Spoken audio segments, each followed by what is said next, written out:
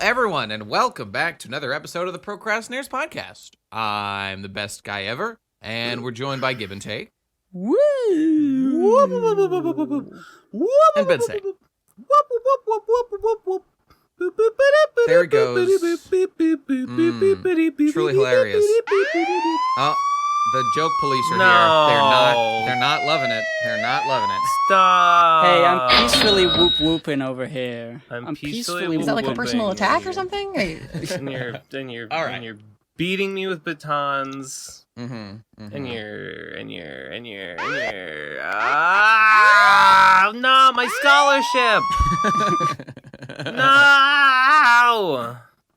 All right, let's cut right to the chase. Listen, I have an announcement to make. There's been a change in my life. This is an important one. This is probably the biggest paradigm shift in the last 5 to 10 years of my life. All right, it goes by a singular name, and that name is Drakengard 3 Kuroi Hana 100% shower speedruns. That's the summary. I will now elaborate on the subject matter. Yes, all right. please. Yeah, so there's this song. It's the final battle Way boss to song create from Drakengard demand and 3. then fulfill it. Indeed. Drakengard 3, final boss song in Branch D. Last thing, you fight a big demon flower boss with a bunch of ladies in it. The song plays called Kuroi Hana. I have become the hero, the founder, organizer, chief executive of the speedrunning community around showering while listening to this song and attempting to beat speedrun strats, at various percentile categories. Speedrun to take your shower as fast as possible. Yes, that's right. Why is a video game song have to be linked to taking a shower in any way? Why not just do it with a timer? Fuck you, it doesn't matter. This is just how it works. This is the community, and if you don't like it, then you can just leave. So here's the deal. Let me break it down for you. There's 7 tiers of success that you can reach in an average speed run of the Kuroi Hana 100% or any percent runs. All right, okay, let me just say right out the back, any percent runs, literal trash. If you do them, kill yourself. Don't do it. It's a mistake. Hold on. Set the foundation for this. Why would you want to take a shower at a specific amount of time? Why would anyone want to speed run anything? Is it good to have a short shower? Is that where this came from? Absolutely. To save water? Is it for the environment? The origin of it was simply I was listening to Kuroi Hana in the shower because it's like almost an 8-minute long song, so it's good and long. It's plenty of time to shower and stuff. And I was like, I could be efficient about this. I get and it. I got into a pattern of listening to the song every time. I understand. So here's how the lore breaks down. So during the boss fight, in this climactic moment of Drakengard 3, basically the song / the boss itself, you play as a dragon Mikhail fighting against this big flower thing, the intoners or whatever. So there's 6 intoner girls, and each of them, in fact, you guys should just take a look at the aesthetic of this fight, just to get an idea for it. There will be links in the show notes to this. Here, you two, take a peek at this. Just skip in like a few minutes in or whatever. So these big white girls who you have known, I mean, they're literally white, they're like stone. They've been like your main character and the other bosses, basically, of the game. But now they appear bursting out of the petals of this flower, which is kind of the source of all issues in the game. So it's broken down into 7 chunks. The first chunk is with 0. And then it goes 5, 4, 3, 2, 1, and then finally all of them together. So we call these categories getting a 1er, a 5er, a 4, a 3, or a 2er, a 1er, or the most shameful of all, a 15er. All right, so getting a 0 category is the holy grail. No one's ever done it. That's an under 1 minute and 35 second category. Can it be achieved? Scholars still speculate to this day. We think, obviously, the optimal strats are going to be had because doing an average run requires, of course, shampooing, conditioning, full body soaping. You have to get the full body coverage. There can be no skipping. That's what makes it a 100% run. Oh, and just so everybody knows the rules of the game, where the time is concerned, timer starts when you get into the shower. So you're dry at first. You then get wet in the shower, and the timer stops when you turn off the water. Toweling, some people include it in their categories. Not I. It is not part of the speedrun There you go. That's the facts. Okay. So, so you get under a 1 minute and 35. That's the Holy Grail 0. You get under a 2 minute and 13 second. That's a 5er. Then 2 minute 59, 3 minutes and 40 seconds, 4 minutes and 20 seconds. That's 420, very based. And then a 1er is 5 minutes and 6 seconds. Anything beyond that, you're in the 15 category, and it's absolutely embarrassing. So I have taken the liberty of doing several runs, and I'll tell you my scores right now. Over the last week, my original personal best here was a 4 minute and 34 second. That's a 1er. Not great. No, pretty cringe. Then I was able to achieve a 3 minute and 15 second run. And so far, that's my best. That's a solid 3er, and I'm hoping to bag a 4 on my next run. And you will see, by the way, if you click in the links down below, the rules will be posted. This will be our central hub. This link to this video, because this is a community activity. This is the song that is being used, 7 minutes, 56 seconds long. You will see my comment as best guy ever under there, describing my 100% personal best of 3 minutes, 15 seconds. And I want to see other people flooding this comment section with their 100% speed runs to see who will be the fastest Shower Kuro Black Flower Boy. There you go. So there's the challenge. The gauntlet's been thrown down. We're going to operate on an honor system until money gets involved. And then we'll get in contact, of course, with AGDQ. We'll get some on-camera runs done. But right now, ASDQ. Little community. We're hoping to grow. So we want more people to join the community and see what people are able to achieve. Like a communal shower. Okay. Yeah, everyone's going to be lined up in the men's locker room. All right. So, all right, that's pretty good. Now we can't, unfortunately it's true, we can't ignore biology. Small people have less surface area to cover. They have an unfair advantage, but that's just life. But they also have smaller brains. That's true. So they probably won't be able to optimize as much. Yeah, that just means we're able to use our instincts better. Like we're more and you know what? brained. Oh, right. And also, a large discussion was had about what about people shaving their head and going bald to optimize these strats. It was concluded that you must have hair, and a separate category has been created for bald individuals. It's only fair. Okay, this was the most contentious decision yet. That is contentious. I don't know. I feel like no hair, short hair, and long hair are like. I feel like there's a middle ground. There should be categories for each of these. I feel like if you wanted, it's an ongoing split thing. it. I think for each category of hair, you have to trim it to the exact designated length. You're gonna have anywhere to, in between. It's gonna be it goes to the higher. I think what it's gotta be is weight categories. And if you're in a weight category, you are gonna want to trim to the shortest possible length for your weight category. Anything else in your suboptimal. You have there's also size categories. So you have to submit a full body plaster print of your entire body for the judges to measure to gauge how much surface area they have to cover during the shower. I would actually suggest okay, what you need to do is fully fill your bathtub up. Immerse yourself in the bathtub, measure the displaced water, and give a full volume measurement of yourself. By measuring the displaced water, and base the categories on that. What is the opinion on glitch runs? I've managed to do a glitch where I can skip through the water and I don't even have to get wet. This is a glitchless run. I'm running glitchless. It's the most popular category because one person is doing it, me, and I'm winning so far.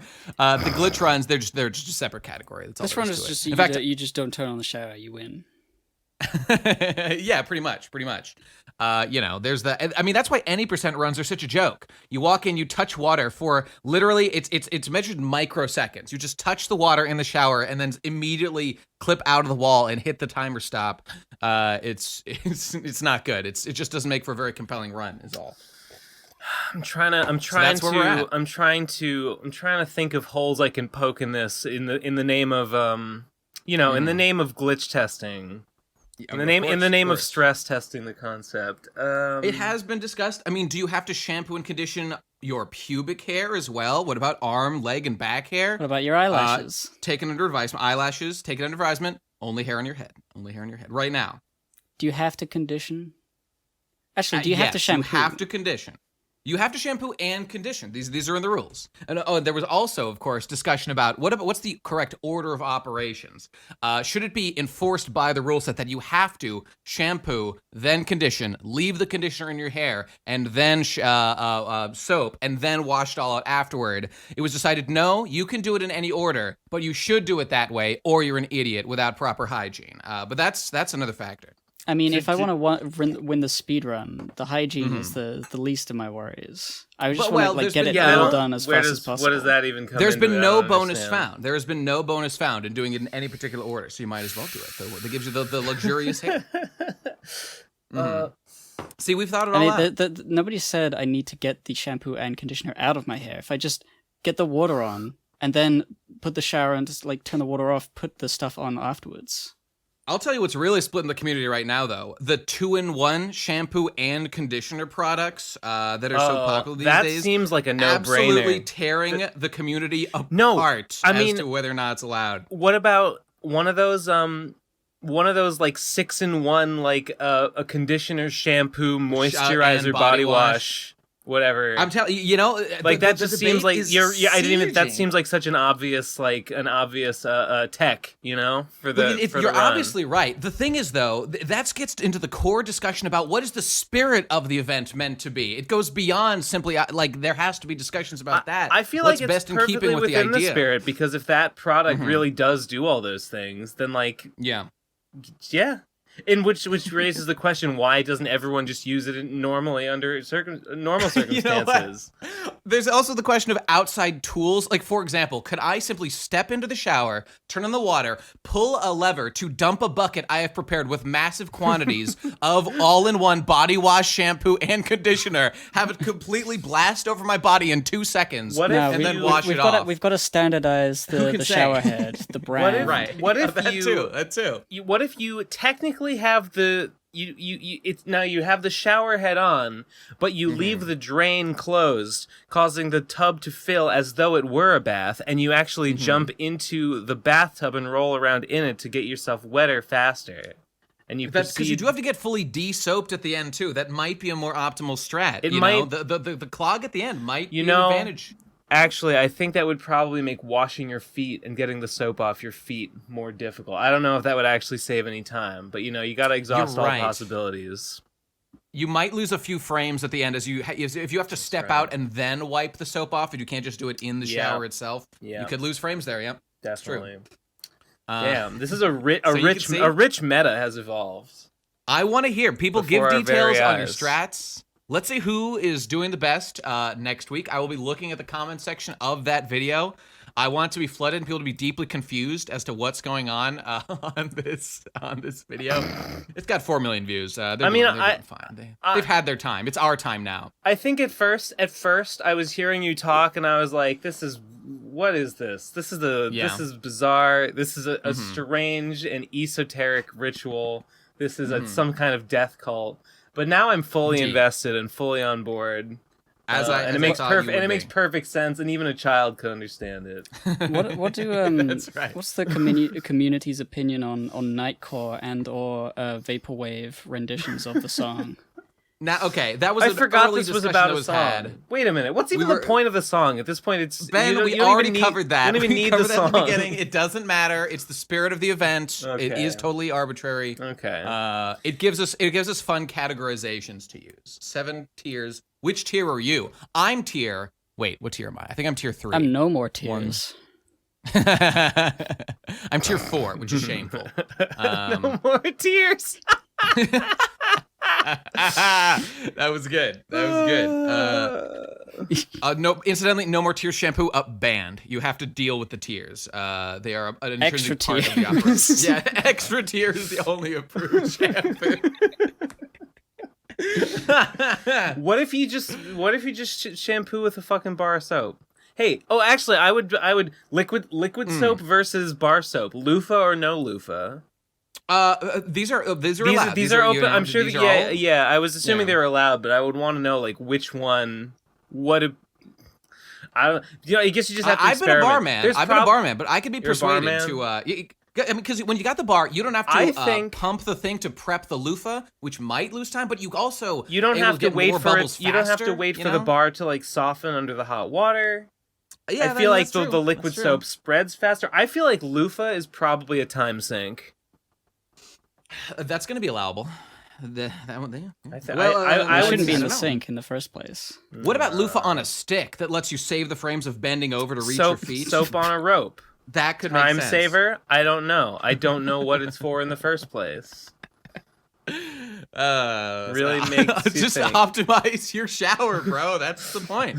But to this very specific song from Drakengard Well, 3. I mean, the real lesson, like the real Yeah. high level, is you get out of the shower, you break your PR, right? Like Right. one day you PB. get a new PR, no PB rather, a new PB Yeah, in your category, right? And then you realize, like, wait a minute, why don't I do this with every single thing I do every fucking day with the same unironically. song? You're right, playing the song at all times to optimize Every efficiency. Makes sense. time you finish anything and start any new thing, you just like you smack the timer like you're playing speed chess, and you just start the song was and I you're a like, fiver? go. Was I a threer? Was I a oneer? Was I a shameful 15er? Eating, By the way, cooking breakfast. here's the deep lore. Eating breakfast.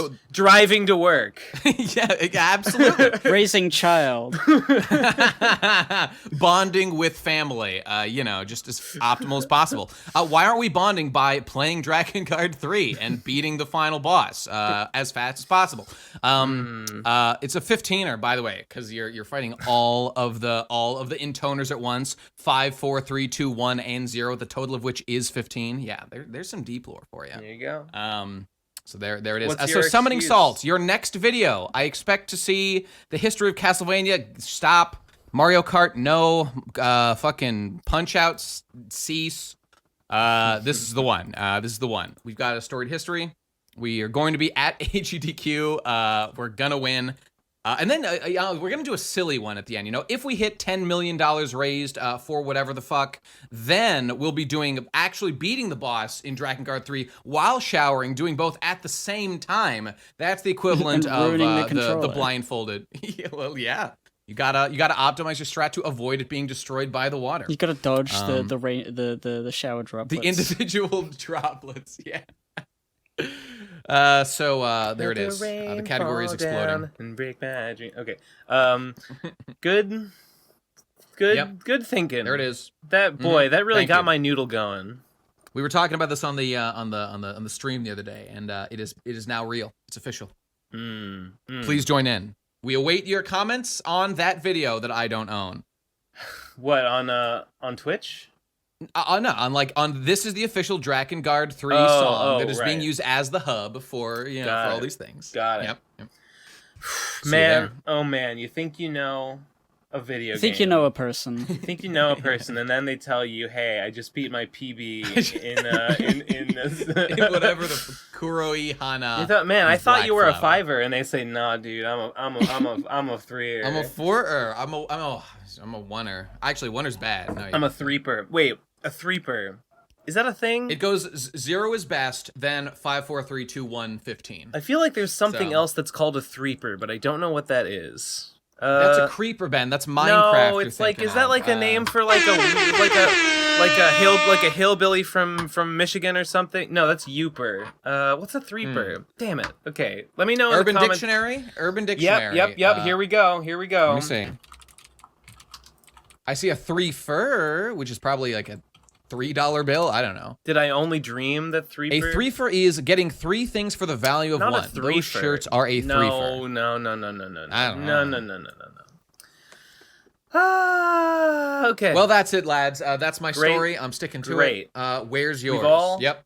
You're we've welcome. all grown on the stream or on this podcast. No. You haven't grown until Oh. the Holy Grail is hitting that 0 tier. You have to be You're shower. right. I know it can be done. I know that a sub 1 minute 35 second run is possible.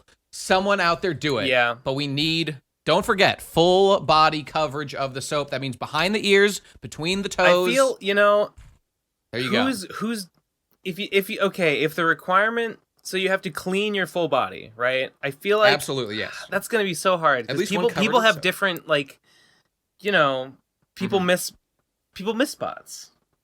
How are you going? Okay, well, optimal strat. How can you differentiate between someone who misses a spot and someone who doesn't? Who's going to know? Well, the judges will review your body. They'll have to judge your cleanliness afterwards. You go into one of those airport like scanning things. They scan for dirt particles. Yeah. Mm-hmm. Yeah. Well, okay. Well, you then have to take a long. You then have to bathe yourself again. Afterwards, takes much more time, and then take the bath water, tested for like what percentage dirt it is, in order to determine your overall cleanliness. Sure. I mean, it's not just about that though. It's actually more about cleanliness is important. That's one metric used, but also surface area covered and touched by soap. Both factors are used. So the optimal strat, of course, is if you're dirty, that's not going to work out. You got to. I mean, you see an average Twitch, or speedrunner on Twitch. They'll do multiple runs. Do multiple runs. Shower before you're ready to shower, and get yourself warmed up. Get the gunk off, the biggest chunks, so that you're just ready for your optimal, just boo, boo, boo, boo, boo, boo, covered real fast with the bar, or your optimal, loofah or whatever. That's the way to play. That's what get yourself warmed up, like any other speedrunner would do. I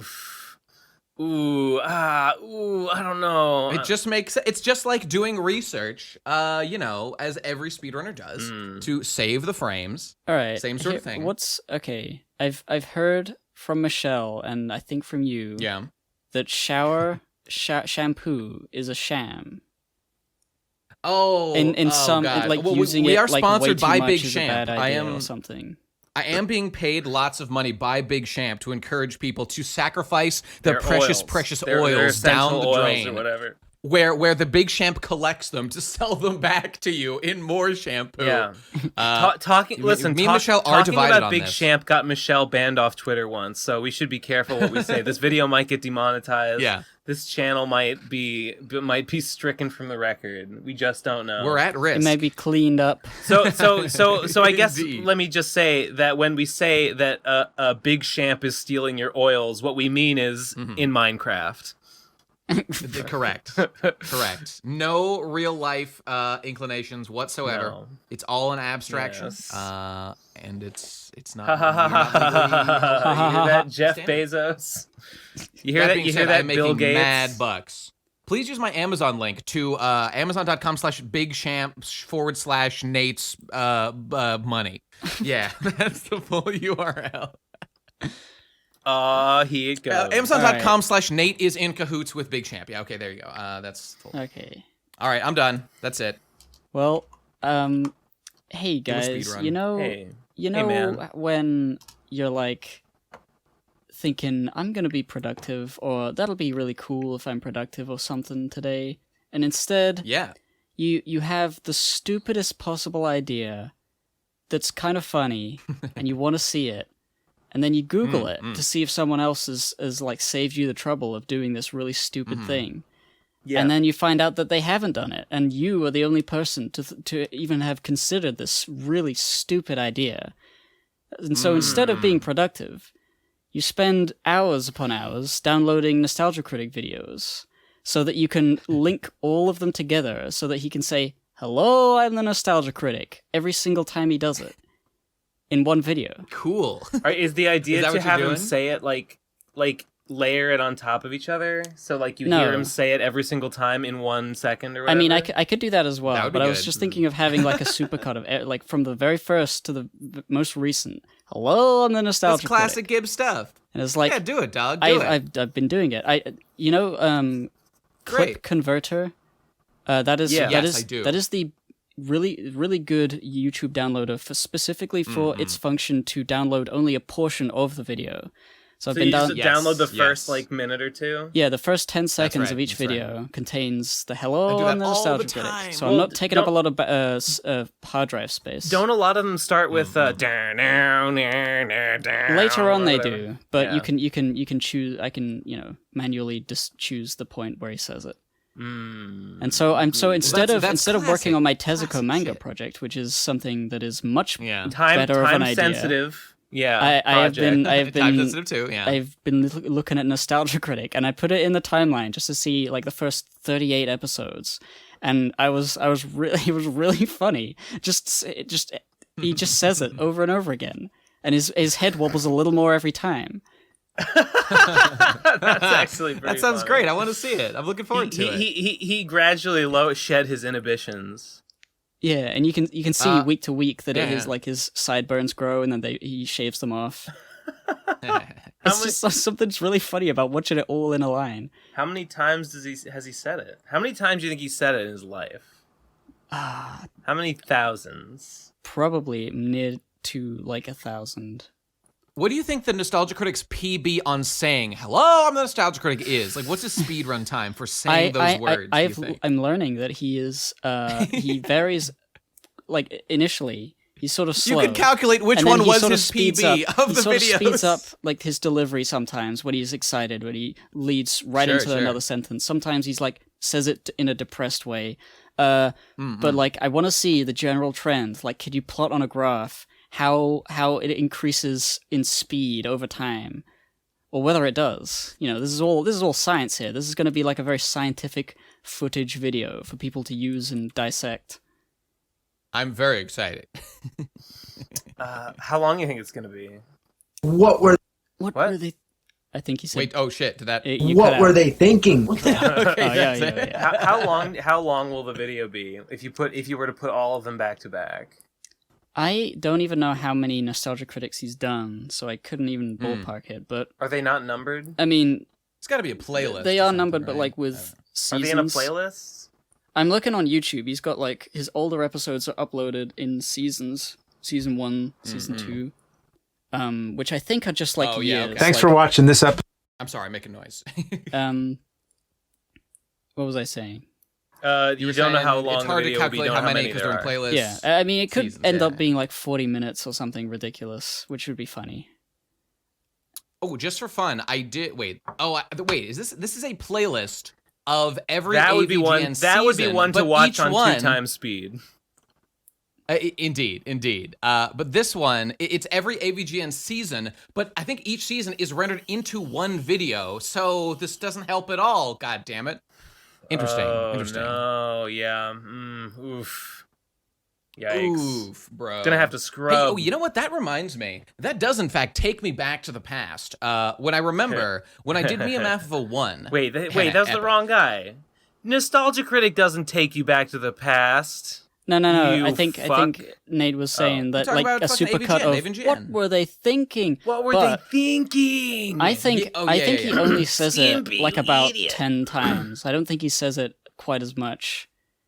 Yeah. It's just sort of like because it recurs. It's just something that people remember. I think he starts to say it more often and then maybe less often. It kind of there's probably like a sort of like there's a period. Rise and fall, much like the infection curve of the COVID-19 pandemic.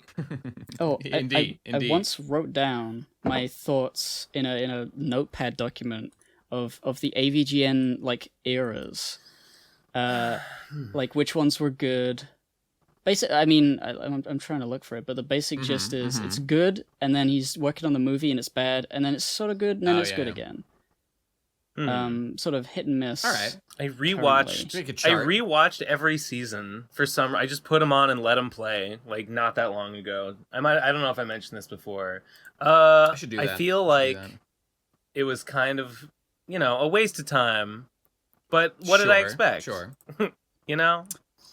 My point I was saying before was just that a guy, when I made Me a Math of a 1, like 4 years ago, a dude said, if you do this, I will make a video putting all these together. Now, at the time, I was like, ooh, well, I would kind of like rather post that myself. I don't know. I mean, maybe I'll do that. But just for the record, he did not do that. So that guy's a pussy-ass bitch. And I did succeed. So fuck that guy. Indeed. Little bitch. Okay, that was epic. I'm looking at my document. From 2007 to 2010 is the AVGN golden era, where basically every episode is like peak classic AVGN screaming.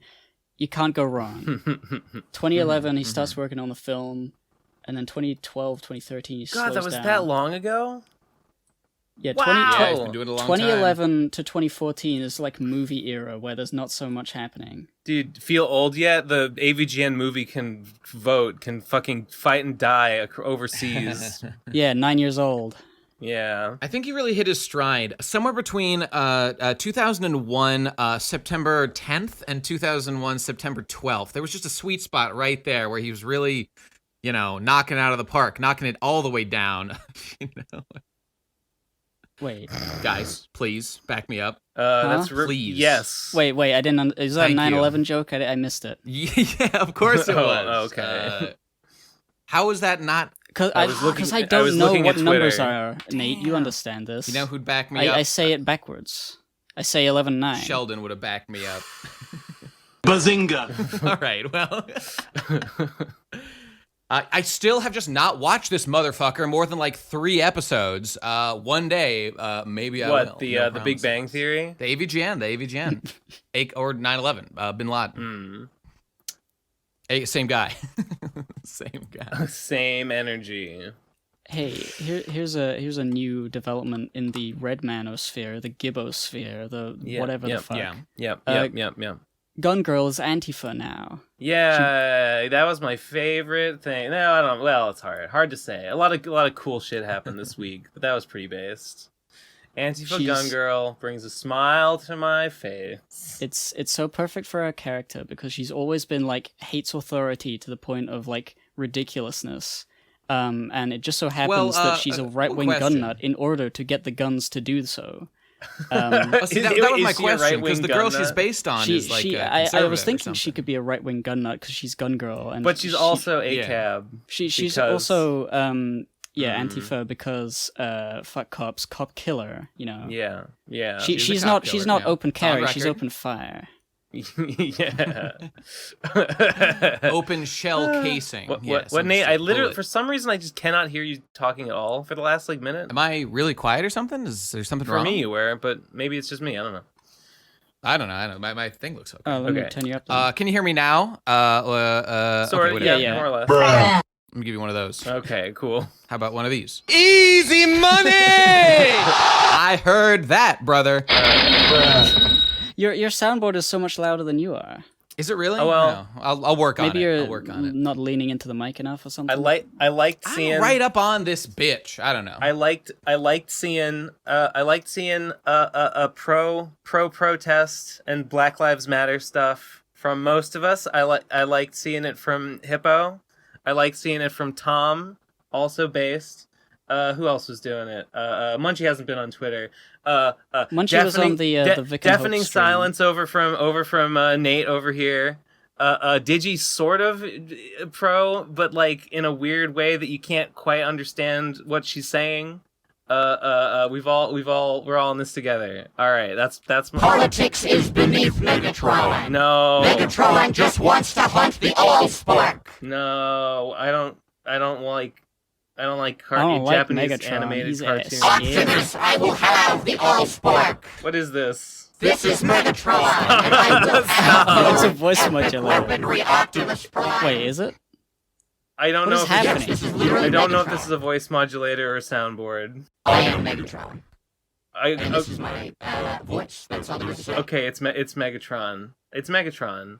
That's all. That's yep. I like. Never mind. Megatron. I like the Megatron, Transformers do you now. think Black Lives Matter? Yeah, Megatron. No, of course not. Only robot lives matter, and I will have the oil spark to make an entire race No. of superior Oh, beings. Megatron, what the that's fuck? so bad of you. How? Come on. No. What about Where's Black Optimus robots? Prime? He needs to Yeah. come in here, set you straight. Isn't it kind of fucked up that there's no Megatron that turns into like a human? The most dangerous game. And then, you know? Why isn't that happening? meanwhile, Why is no Velociraptor? meanwhile, Optimus Prime couldn't be on the show because he's at the protest. He's social distancing. He's wearing his mask. You know, he's holding up a big he's holding up a Black Lives Matter sign. He's turned into a fucking truck and he's mowing down the police. Yeah, he's plowing through a police barricade as we speak. They're throwing tear gas in through his windows. The police are breaking his windows and putting little handcuffs on his little wheels or whatever. I don't know why that seems so funny. Dude, it's not good to run people over, but Optimus Prime hates pretty cops. Optimus Prime supports looting. If there's one thing we can agree on, it's killing humans. Pro that in all its facets. Megatron, I don't like where you're going. I don't like some of the implications of what you're saying right now. All lives matter, Megatron, even human lives. All lives matter equally zero. No. Except for the oil spike, which I will have. No, stop it. We're gonna cancel the Allspark. We're gonna get rid of it if you keep being so insensitive. The Allspark is an alt-right dog whistle. These fucking Autobot sympathizers. Don't like him. Don't like him one bit. Donald Trump has declared the Autobots a terrorist organization. Yeah, my God! The legislation to follow. 4 more years. This is starting to seem just like a gray alien speaking to me. I was gray in my first incarnation in Gen 1, but now I'm a glorious purple dinosaur dragon man. Well, now in I'm the Beast Wars. well, now Megatron, by the way, in the Michael Bay movies, all fucking all Transformers are just gray. They're just weird gray masses. So shit ain't canon, my friend. Shit ain't canon. That's gray lives matter. Hey Megatron, I fucking don't like your attitude. And if I saw the Allspark, I wouldn't even let you know about it. I would say, fuck. Here come my friends now, my fellow Decepticons. They're all police cars. Run these ones over, friends. Get them now. Oh, run them over, Optimus Prime. Oh, we're getting so many coins just to kill these innocent protesters. That's great.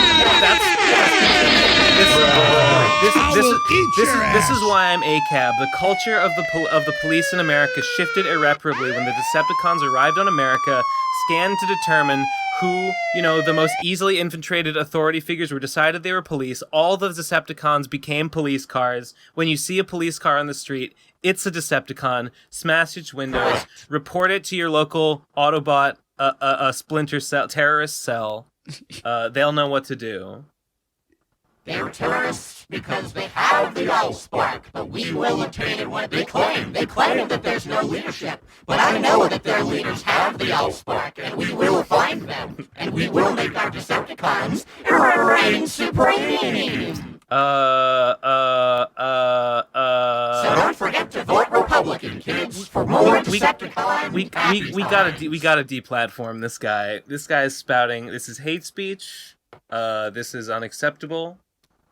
This is but he's got the robot card though. Propaganda. No, that's identity politics. Don't give in. He's co-opting. He's recuperating liberal identity politics to undermine solidarity.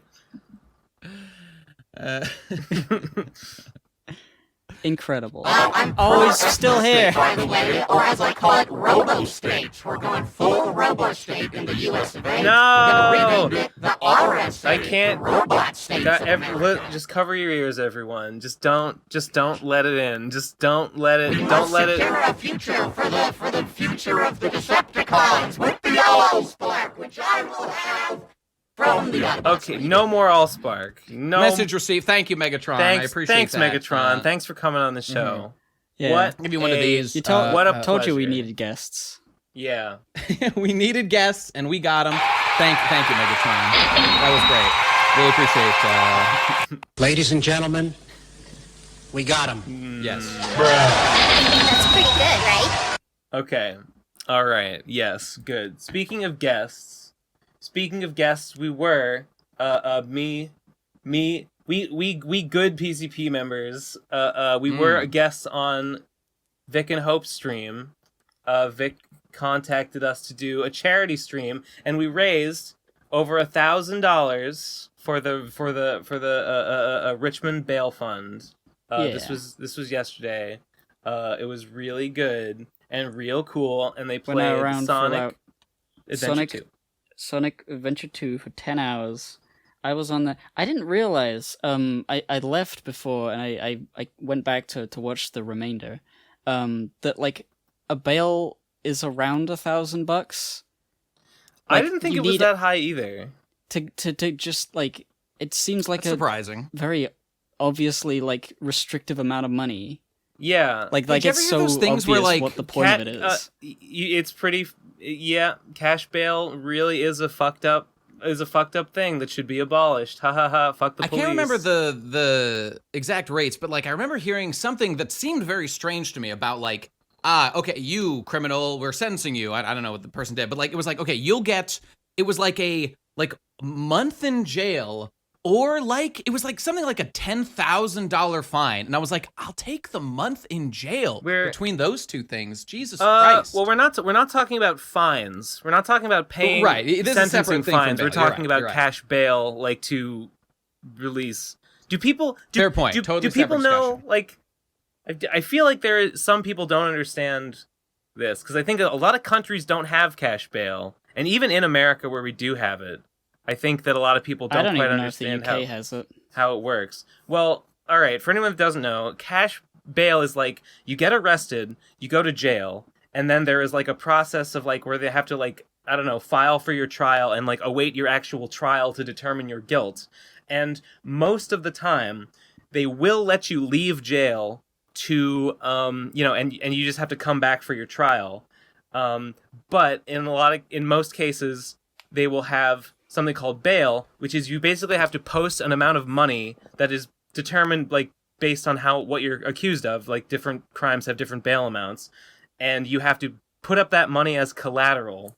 And then once you do that, then it's like, okay, we'll keep that, and then you show up for trial and you get it back, right?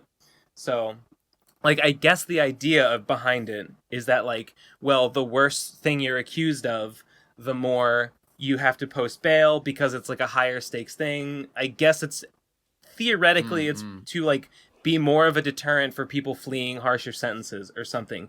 In practice, it is just a barrier that like, poor people, of which there are a lot of, just can't pay even the smallest amount of.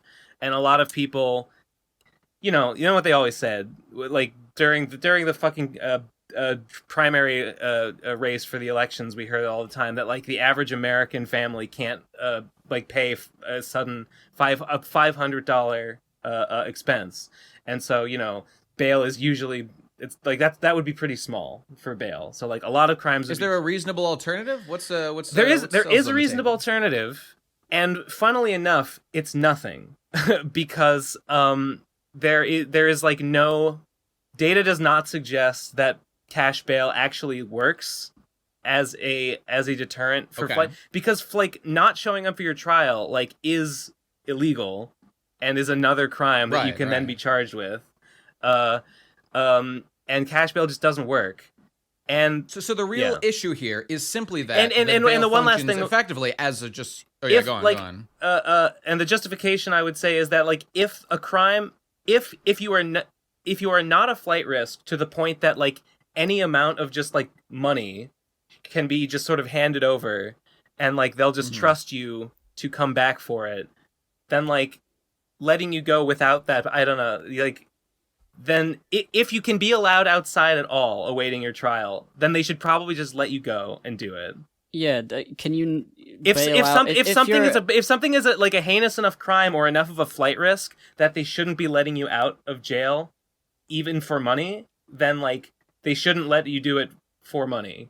Yeah, like I don't know how it works, but like if say you're accused of murder, like suspected of murder, they shouldn't let you out even if you have the money, right? I'm pretty sure they something like that probably doesn't allow for bail. Yeah, okay. I think. I don't know for sure, but like not every charge is like, yeah, you can be held without bail awaiting trial. The thing about it is the cash bail system, if someone can't pace their bail, then they might just have to sit in jail for days or weeks or months or who knows how long, awaiting their trial, which would cause them to lose their job, miss miss payments on their house, possibly get evicted from their home, all because they couldn't post that initial like bail payment, which happens all the time. And what that leads to is people accepting plea bargains, even when they're accepting unjustly long like sentences as part of a plea bargain, just so that they can get it done and get out of jail awaiting trial, so that they can go back to their job and not lose their job, not lose their home or whatever. This happens all the time. This is like one of the tactics that has led to the ballooning of the prison population in the last 40 years, and that's part of the problem, and that's why. And the thing about a bail fund, right, which is what we were raising money for on the Vic and Hope stream, was if you give to a fund like that, what I think is really cool about it is that they post bail for someone, but then when that person goes back to trial, they do get the money back, and then they can use it again to post bail for someone else. So this is just a fund of money that this organization now has to keep people out of that situation I just described, in the future going forward. This is not just going to be something that's used for relief during arrests in the wake of the protests. The cash bail thing is always a problem. It's not just right now. Although for right now, I think a lot of these organizations are focusing on keeping protesters out of jail, which is good. Anyway, that was pretty based. Oh, speaking of that, unless anyone else has anything to say, because this was separate from that stream, which was giving for the Richmond Fund. I donated to the Massachusetts Fund, and because I did that, and then with the help of a guy by the name of Cuddle Saul or Cicada, did you see that tweet going around? Oh yeah, the one angry gamer. The one angry gamer making the list of traitors to America. And it's basically just people who support Black Lives Matter or who have donated to funds related to that, or just are in favor of it in general. I am on the list, and it's not that long a list. It's a couple hundred. There's a couple hundred brands and a couple hundred people. It's famous people, YouTube e-celebs and stuff. I'm on the list. I'm on the official list of quote unquote Traitors of America.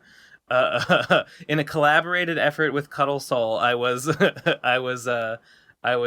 outed to this person, to this individual, and I was rightly placed on the list, right above Ben Schwartz, the voice of Sonic the Hedgehog in the recent movie of the same name, Binging with Babish, Bill Nye, quote unquote, the science guy, and Billie Eilish, parentheses singer. So I'm in pretty good company. Could you have a link to that? I did look at it. I wanted to be on there as well, so I think... I don't know why he thought that I was I guess he was just in the right mood, and he saw someone, this person, linked my tweet where I said that I donate, and he was this person's got somewhat of a Twitter following. Oh, they did donate to the thing, so... Okay, they're on the list. They're a traitor. And I gotta say, for this reason alone, that $500 donation was the best $500 I ever spent, because it made me officially a traitor of America. Such a funny I trust the one angry gamer to know what's what. One angry gamer is very obviously just doing this for attention, and it worked. He got people like Ethan Klein was what did I do? Responded to the tweet. Because Ethan Klein, you're a little too Jewish though. No thanks. It was no thanks. It's you tweeted about Black Lives Matter. You just made the list, buddy. Honey, you're on the list now. Stay in your lane next time. This is the smug tone with which this guy but it works. He's gotten famous people have been right? I can't believe I'm on a list of traitors. Lol. I guess it's just funny. It makes a funny story to call yourself that someone's calling you a traitor. And I agree. Sure. I am guilty. I am giving it attention. But I don't know. It was making the rounds on Twitter all yesterday. One angry gamer, aka pissed off video gamer, the famous. Where is the link? Did I close the link? How could I have closed the link? I'm gonna link it in the chat. It's really annoying when you go to the website that has the list. You have to do this really convoluted fucking CAPTCHA shit. I assumed that maybe he was getting like someone was fucking with the website, or maybe just traffic to it was like higher than his bandwidth would allow, and so there's all this CAPTCHA shit. Oh, I found it. Posted in the chat in the Pro Crastinators podcast. Well, it's oh my link. God, that sucks. What is with that link? Okay, it's really long. Anyway, Bitly, do your thing. So that's my fucking story about being a traitor, being Antifa. I always knew it, but now I know it for sure. If one angry gamer says it, then one angry gamer, just one, any one of them. All it takes is one angry gamer. God said, "All right, I will send an angel. I will send an angel to Sodom and Gomorrah, and if I find even one angry gamer, they will be spared." But guess what? He didn't, and they were turned into salt. I can't see. Look out for my competing. Oh yeah. I'm not even gonna click on it. Don't want to. No need for traffic here. He's got enough attention. He's got enough. But look out for my competing website, where I will also be making a list of traitors. That's going to be called One Seething Gamer. Everyone will be ranked. Every human being on the planet will be ranked from 0 to 10 and how much they make me seethe. This is my ongoing quest. It will be a paid subscription thing. Wait, Hippo, I gave you the wrong link. Actually, I'm gonna give you this is the right. I linked you to the wrong fucking. Okay, here's the actual link. I don't know why I posted that other one. I'm a fool. Okay, there it is. Sorry. This one's more reasonably sized. Yeah. Okay. Anyway, what were you saying? Well, congratulations on your success. Who else is here? EA Sports. Eurogamer is a traitor of America. Instagram, maybe they're from America. Pixar, Pokimane, who is on here for her role as a thought. Sometimes he lists exactly like what their crime was. That's traitorous behavior. We all know that. He lists who they are. Review Tech USA, Rihanna, Seth Rogen, Victoria Justice. I don't know who that is. Jax Blade. Jax Blade is on here. PewDiePie. Big lefty Antifa organizer PewDiePie. All of these links are like, oh, here's the proof, like some screenshot or a tweet link. J.K. Rowling. Damn. She's a traitor of America and a fucking turf this week. What a shame. This may have been a poorly defined category. Traitor of America. No shit. No shit. Justin Bieber misguided traitor. What does that mean? Wait, maybe he's getting a bit more of a pass. I thought I saw that Justin Bieber's said like homeschooling gone wrong. Oh, Garfield Eats. Garfield Eats is a traitor of America. Even though it's from like Saudi Arabia or whatever. Wishful thinking. Bali, I don't know. I don't remember. Anime Expo. Traitor of America. Noted. Arc System Works. You know. Guilty Gear guys. Sonic Fox. In parentheses, Traitors of America? Worst human being on the face of the planet. That's not very nice. Really, that's what he... Yeah, because I think because of the furriness. Like, he adds furry next to traitor. Well, I mean, agreed on that. Here I am. He must have added someone, because I've moved down. It's an alphabetical list, but I've moved down from number 32 to number 33. I am currently number 33 on the alphabetical list of... See, I wish this was ranked in terms of who's the worst traitor. Wish so I would like to know. Too, but that would be pretty hard, because it seems like this guy does not vet his list very well. Chugga Conroy, YouTuber. Chris Ray Gunn. I think he... Chevy Chase, parentheses, comedic icon. Where is Hypocrite? Where's Give and Take? There's not there. Game Grumps, there they are. The threshold of traitor is I'd love him to define his I think it's terms just like Lil Nas if you X. think Black Lives do matter, then you're a traitor to America. That's literally it. I'm safe, thank God. If you tweet anything about Black Lives Matter, or probably just like anything progressive at all, probably, and he was in the right mood. I'm sure there's no like hard line of like what gets you on the list or what doesn't. I don't know. I suspect you're right. But supposedly it's about supporting the protests or whatever. Because the list start. He explains it at the top. Let me read here. A number of individuals, companies, outlets, and media institutions have stepped forward to announce that they support the groups enabling riots, violence, vandalism, theft, assault, and murder taking place at the hands of vandals and thugs across the United States of America. Anyone looking to find out which companies, brands, and content creators have betrayed the trust of the American people by aligning with groups that support the destruction of, Western values. This list will enlighten you as to who the traitors are, so you can stay informed. There it is. Consider me informed. Yep, this is journalism. What we're looking at is journalism. And they said all games journalism was bad. And Western value. This is what the trend. This is what I would call ethical games journalism. Were I forced to point out an example.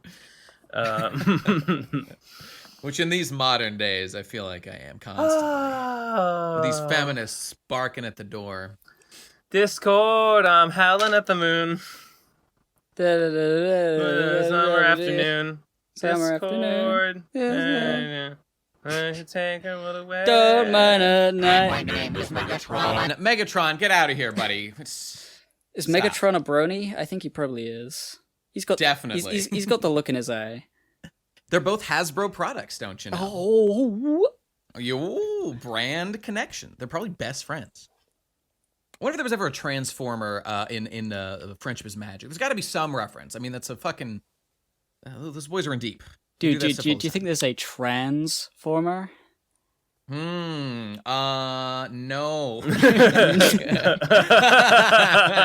Like it transitions from all by Autobots definition to trans? Decepticons. They're all wait, actually, I suppose they are binary. Unless they're those kinds like Optimus that have multiple forms, you know? I feel like this might vary from canon to canon. Do they have a gender like before they come to Earth? I don't. There are clearly female-seeming in the old robots in the cartoon, on Earth, right? In the old cartoon, there were like they take their form when they get to Earth, right? Well, but the form that they take is actually usually like Optimus was a fire truck because there's a fire truck. I think he already looks like normal humanoid Optimus, right? His normal humanoid Optimus is like his normal like off-world form. Like that's what he looked like before. But that's definitely informed by the fire truck. There's like elements of that in the design clearly. So, this is a Homestuck Juju situation. Yeah, it's true. I feel like they. I think they have a fucking. I think there are girl Autobots, which means there are guy Autobots. Or they procreate. Like before, because from the cartoon. With the oral spark, which I shall have, stop. Breed Decepticon domination. Which means that they have gender, but I don't know if they can be. But are they assigned a gender at birth? I think they have performative gender. You have to be assigned a gender at birth to then become trans by changing it. You know, we don't know the anatomy. There could theoretically be some sort of gender inherent since I am sure they don't have fucking dicks and pee holes. They are probably not assigned a gender the at genders, birth. The two sexes, dicks or pee holes. And therefore, I don't think they can be trans. Oh wait, that is true. This is my assumption. Any fucking... Hey, what's the generic word for an Autobot or like a member of the species that is either an Autobot or a Decepticon? The or only neutral? thing that comes to mind is Transformer, but I don't know if that's actually legit or not. Okay. Wait, they're Mechanoid? from a planet, right? Robot? What's the name of their planet? They're from... Or they're cube. Oh, shit. I should know that. They're from a big fucking hypercube in space, right? Big Minecraft block. There is a name for it. There was a show called, like, Transformers : something, and it was, like, the name of that, because it took place on there, like, after everyone was fucking dead. I can't remember. Transformers home planet is called Cybertron. I'll know this. Cybertron. So maybe they're like Cybertronians or something. That would make sense. But then again, would if you're like a deer and you're brought from Earth somewhere, are you an Earthling or are you like a deer? You know, is it like, what's the subcategory there? I think you're both. Well, I think. I mean, you're both. I think that the only thing that lives on Cybertron are these things. Well, at this point, that's definitely true. If you are from, if you are I don't think they also have other native species. I think it's just this one kind of being comes from this thing. Yeah. Maybe it's not even. Maybe it's an artificial planet created by someone. It looks like that. It doesn't look like a normal place. It's like a big fucking spherical clockwork thing. Well, I gotta Google it. It's it looks like fucking Coruscant, but that's also been hollowed out, and the inside of it is more Coruscant. But is that hard to believe that over time this civilization could have hollowed out their own planet because they don't need? It could have been. I don't know. I just kind of. It doesn't feel right. Someone out there knows. I'm pretty sure that these Cybertronians don't have a biological origin. But maybe they do. I mean, maybe they were created by originally, but not their specific. Maybe. I don't know. Maybe not. Maybe not. Maybe the Allspark just sprang from the nothingness. Maybe.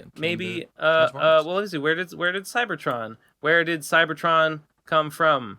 I don't know. Is there a wiki? I bet there's a fucking. I'm sure we got to talk to Victor. Cybertron about this. Victor planet can hook us up, I think. Wiki. General.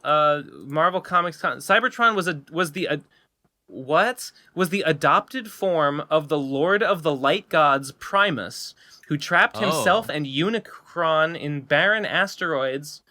It's a god trapped in an asteroid, that does sound very Marvel. Or a multitude of gods, which they then shaped in their physical forms. While Unicron turned his prison into a transformable humanoid body, Primus reformed himself into a vast Saturn-sized machine world, home for a robotic race he created to fight Unicron, with similar transformation abilities. Okay. All right, there you go. It's just a god manifesting as a machine sphere. Gave birth to a species. All right. There it is. Now, at least according to this now continuity. we know. I wonder if they all agree on that. I know Unicron is no. Is That's just the first one. That's the first one from the Marvel Comics continuity. Okay. From the cartoon.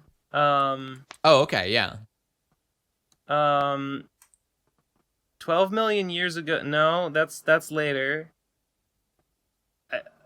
Okay, I guess maybe they don't go into where it comes from in the cartoon. Hey, real quick, just listen to this. Sorry. Okay, we could probably spend the rest of the episode just talking about Transformers canon. Please don't. Indeed. Okay. Let me leave you with this one detail. No. So that second god or whatever, Unicron, I just went to his wiki page on the Transformers wiki, and this is the description at the top of the page. Quote, a Unicron, or lots of Unicrons, did lots of stuff in the Primax Universal Cluster. It's not all very clear. Primax? That is the description. Universal Cluster, okay. And then on the right, there's a cool picture of Unicron, which is captioned with, I usually don't look nearly as cool as this, as he holds the planet Earth in his hand. Who's writing this? All right. They're not taking this very seriously. That's on the Transformers wiki? Yeah. The tfwiki.net, which sounds authoritative to me. What article? I linked it. The Unicron article. Unicron in Generation 1? Oh, God. Yeah, okay. This is going to have all kinds of... which is distinct from the main... There's a main Unicron. That was Generation 1 when it was all over the place. The Cybertron article is much more professional. Unicron's main page is better. Cybertron is the home planet of the Transformers, and usually the body of their creator, Primus. Cybertron is blah, blah, blah, blah, blah, blah, blah, blah, blah. Okay, you know what? On the main one, let me just say, Unicron is the eternal arch-enemy of his twin brother Primus, also known as the Lord of Chaos, the Chaos Bringer, the Planet Eater, blah, blah, blah, blah, blah, blah, blah. There you go. He wants to consume the multiverse. Understood. Thank you. But would they say trans rights, though? I don't think they would. I think they're cowards. But they'd say Transformers rights. They say Transformers rights. No, not good enough. No. They're recuperating it. It's an alt-right dog whistle. Sassy on this wiki. There's a lot of shit going on here. All right. Well, in any case, I just letting you know I've got a voicemail. Unless you guys want to, we've only been going for an hour. I got a thing. Little thing to talk about. Speaking of being a traitor to America, to traitor to Western values, I've decided my punk OnlyFans is doing well. It's really funny. There's a brand new image set of Punk showing her gourds. Like, you get to see them for real. saw it. Damn. How did I see that? Wait, did you post it in a Discord server, and that's how I saw it? It was thus costing during... yourself my business. Yeah. Or costing her my business. You're a leaker. I did that. Well, it was just you, Munchie, me, and Kazi. Yeah. But I've decided, I don't trust most of those people. Because the OnlyFans is $5 a month, I'm going to consolidate that into my Patreon. Because Patreon takes less of a cut than OnlyFans does. OnlyFans is kind of a shit, kind of an asshole. What kind of percentage? Like 10%? Less? More? All right. It's 1/5. I think 20%. Yeah. So 20%. what you're saying is that these images are also going to be available on your Patreon? Yes, at the $5 tier. Yes, good. So if you want that, you got it. I must know, Gib. I have been pondering this. Do these images inform Pump's canon idea? Like, is this canon Pump doing this, or is this alt universe? I don't know. It could be just a is all porn of every anime character canon? I mean, if the creator of the character is making it and it's like all done in character, then I would assume that it is canon until notified otherwise. Well, yeah, that's why I'm asking. The thing about it, right, is that Punk is a vegetable. I don't want to follow no slut. I don't want to know so cheap ass, bitch ass e-thought. That's what she is. I'm sorry. Punk is but is it though? Is a vegetable and not a mammal, and so the things that are attractive about human females and males, she doesn't understand. She doesn't care. So it's like doing this stuff isn't even sexual. She doesn't even understand. She's just like, hey, these idiots are giving me money. That is like the canon character interpretation. So if she's not being slutty. That's why she's such just a doing stuff to us. It it's seems like she's being a slut, but it sure in does. fact, we are incorrect. What does constitute a sexual display? Spilling her pumpkin guts, it would be on the inside. No. Showing her stamen. No. It would be things like pollination, like bees. Yeah. Like plant things, like showing her roots. The stamen. Roots. Yeah. Her seed pods. She is like, if you give her a bouquet of roses, she will get super blush. Like, oh my god, I can't believe you would do this. Like, you fucking pervert. She throws them back at you. These are just like a handful of plant vaginas you've handed me now. Remember all those absolutely hilarious bucket jokes in Homestuck? Yeah, bro. The potential is endless. This is the angle I'm going for. Okay, I got you. I mean, obviously it started as a joke, and it's not going to be like a running thing when Punk has her return as a canon character in a comic, which will happen. Punk 2. You hold the camera during my OnlyFans shoot. Yes, thank you. Alley takes the pictures on her phone. Alley's getting all the money. Punk's just like, right. Yeah. But yeah, that's about that. Go to patreon.com/giveandtake. Yeah, probably do that. Seems like a good idea. Like a plan. I bought some more worm stuff. Yeah. Just yesterday, okay, I bought like a big shipment of the isomalta oligosaccharides, which as I've said many times is the main ingredient in my the worms that I've been making. But I want to start branching out and using even weirder stuff. Here, let me tell you, I spent like $100 on some more fucked up shit yesterday. I'm gonna experiment, right? Because the gummies that inspired the Sweet Smarts brand that inspired me to like try this, they have a bunch of different varieties, and they have different textures, and they have different like ingredients. So I wanted to get some more shit and just see what can I do to get like different consistencies. So I got locust bean gum powder, guar gum, kappa carrageenan, agar agar powder. Yeah, okay. What else? Okay. What wait, did I buy pectin? Yes. Wait. I ordered that? Yeah, okay, pectin, yes. Citrus pectin. And and I'm so fucking excited for all these weird powders and goos. I got a big box of like a big like sampler of like all these different like food colorings.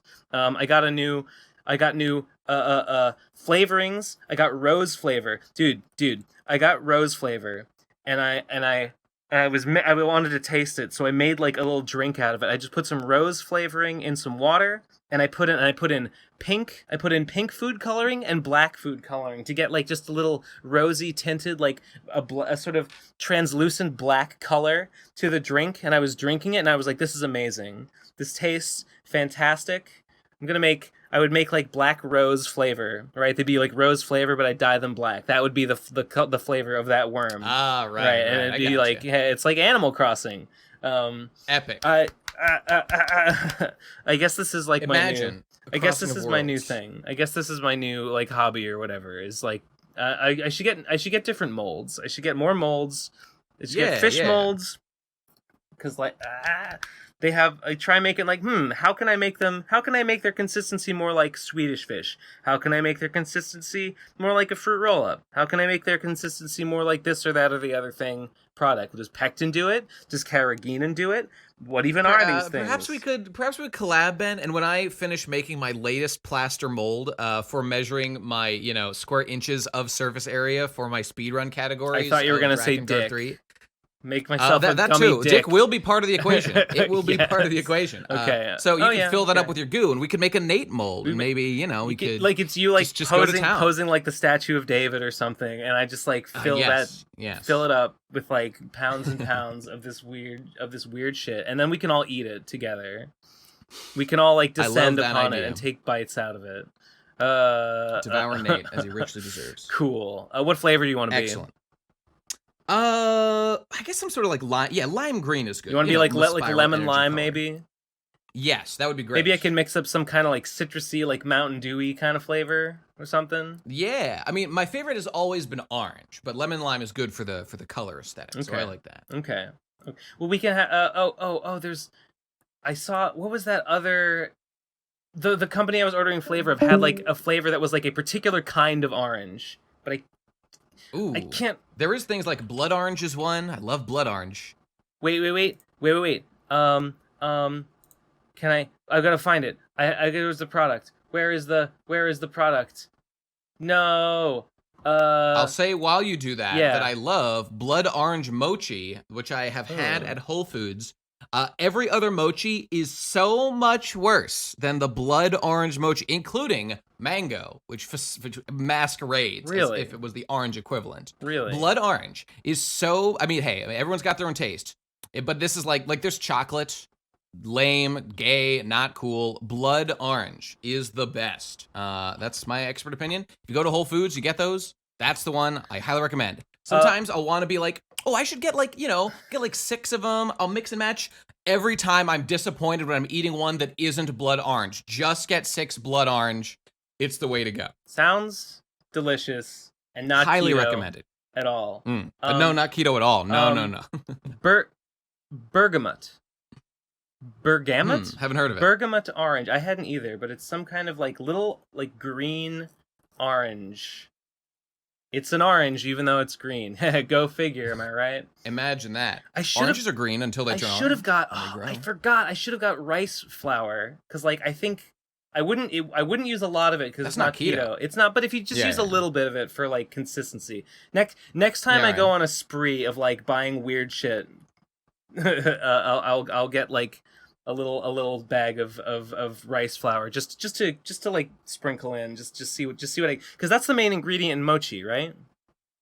Yes, that's right. Yeah. So, pounded rice, whatever. I think they just pound rice, or at least in the old days. I'm sure it's more complex now. I think there's do they just pound it like with hammers?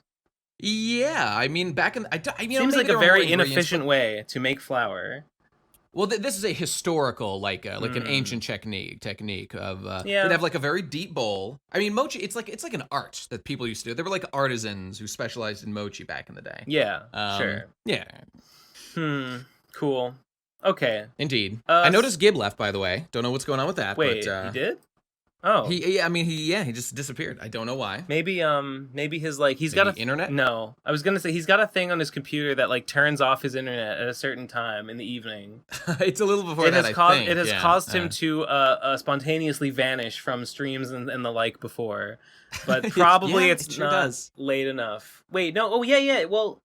No, it would be 9. He can reach his total amount of computer usage time for a day, I think, and that might be. I mean, maybe. But But if that were the case, he would be leaving. If it were time based, he would have left at 9:25 p.m. or so, which just doesn't seem very something likely. like that. So probably not that. What else do I have on my list? Oh, I've been making pizza. I've been making keto pizza. Why did I put that on the list? I did a tweet. Okay. I did a tweet about a pizza image I saw that I wanted to make, and I asked the people to give me their pizza recipes, which I will ask for again. Here, I'll link the tweet to people, because I want to eat this specific kind of pizza, because it just looked so good. I think it's just like a thin crust margarita pizza. Yes. And I want to make it. It looks great. Some kind of artisanal, definitely a margarita. Hey, what happened? Internet cut out. Lol. We were mocking you as if it was your he reached his time for the day. It was the time limit. It was the too late to stream. The cold button. turkey. It's 4:30 time for your dick flattening, son. Get in here. It's time for my going to bed flattening. My brain flattening. That crust looks really good. It reminds me of Papa Gino's.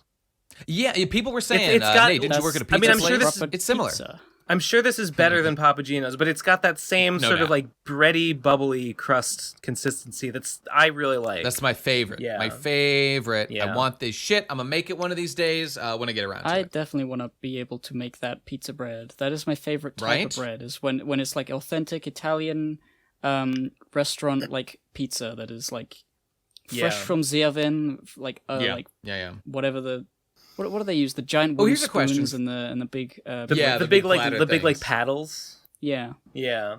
Do you guys have any experience with a pizza stone? Because I think that a pizza stone is the answer to getting the crispiness in this kind of way. Because I need a hotter amount of probably heat the really fancy boys make their pizza on a pizza stone. Yeah.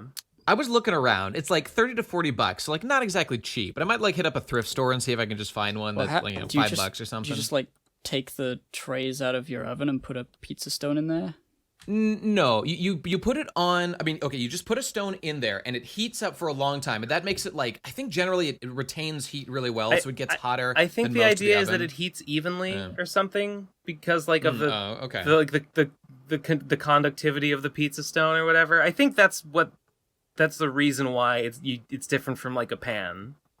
And people are telling me this is the way to go, and I'm willing to invest because I want to give this a shot. If you're wanting to make delicioso, authentic Italian style pizza, indeed, seems like the pros use a stone, but I don't know. Could be a spook. Could all be a scam. Could be a psyop. Yeah, it would be worth trying to just get the dough really good and then putting it in the oven. And if the oven is the problem, then you get the stone. Yeah. That's a reasonable idea.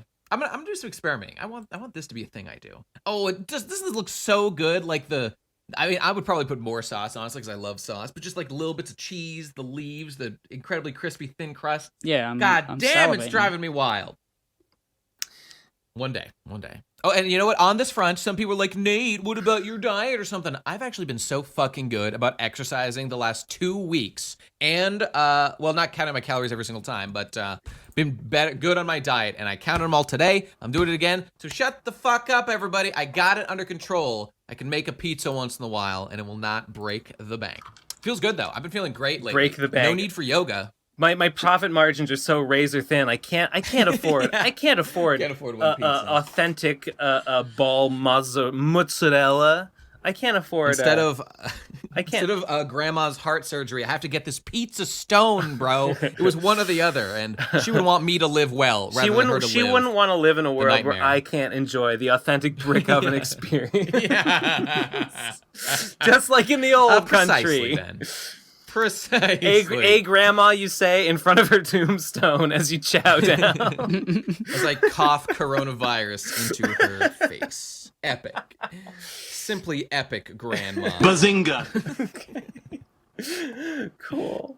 Yep, so that's my quest. I'll get back to you on that. So this will be my gummy bear thing. I guess I have one more thing I could talk about from this week, which is I played D&D again, The Further Adventures of Higgs Ozox the Dry, the Frogman.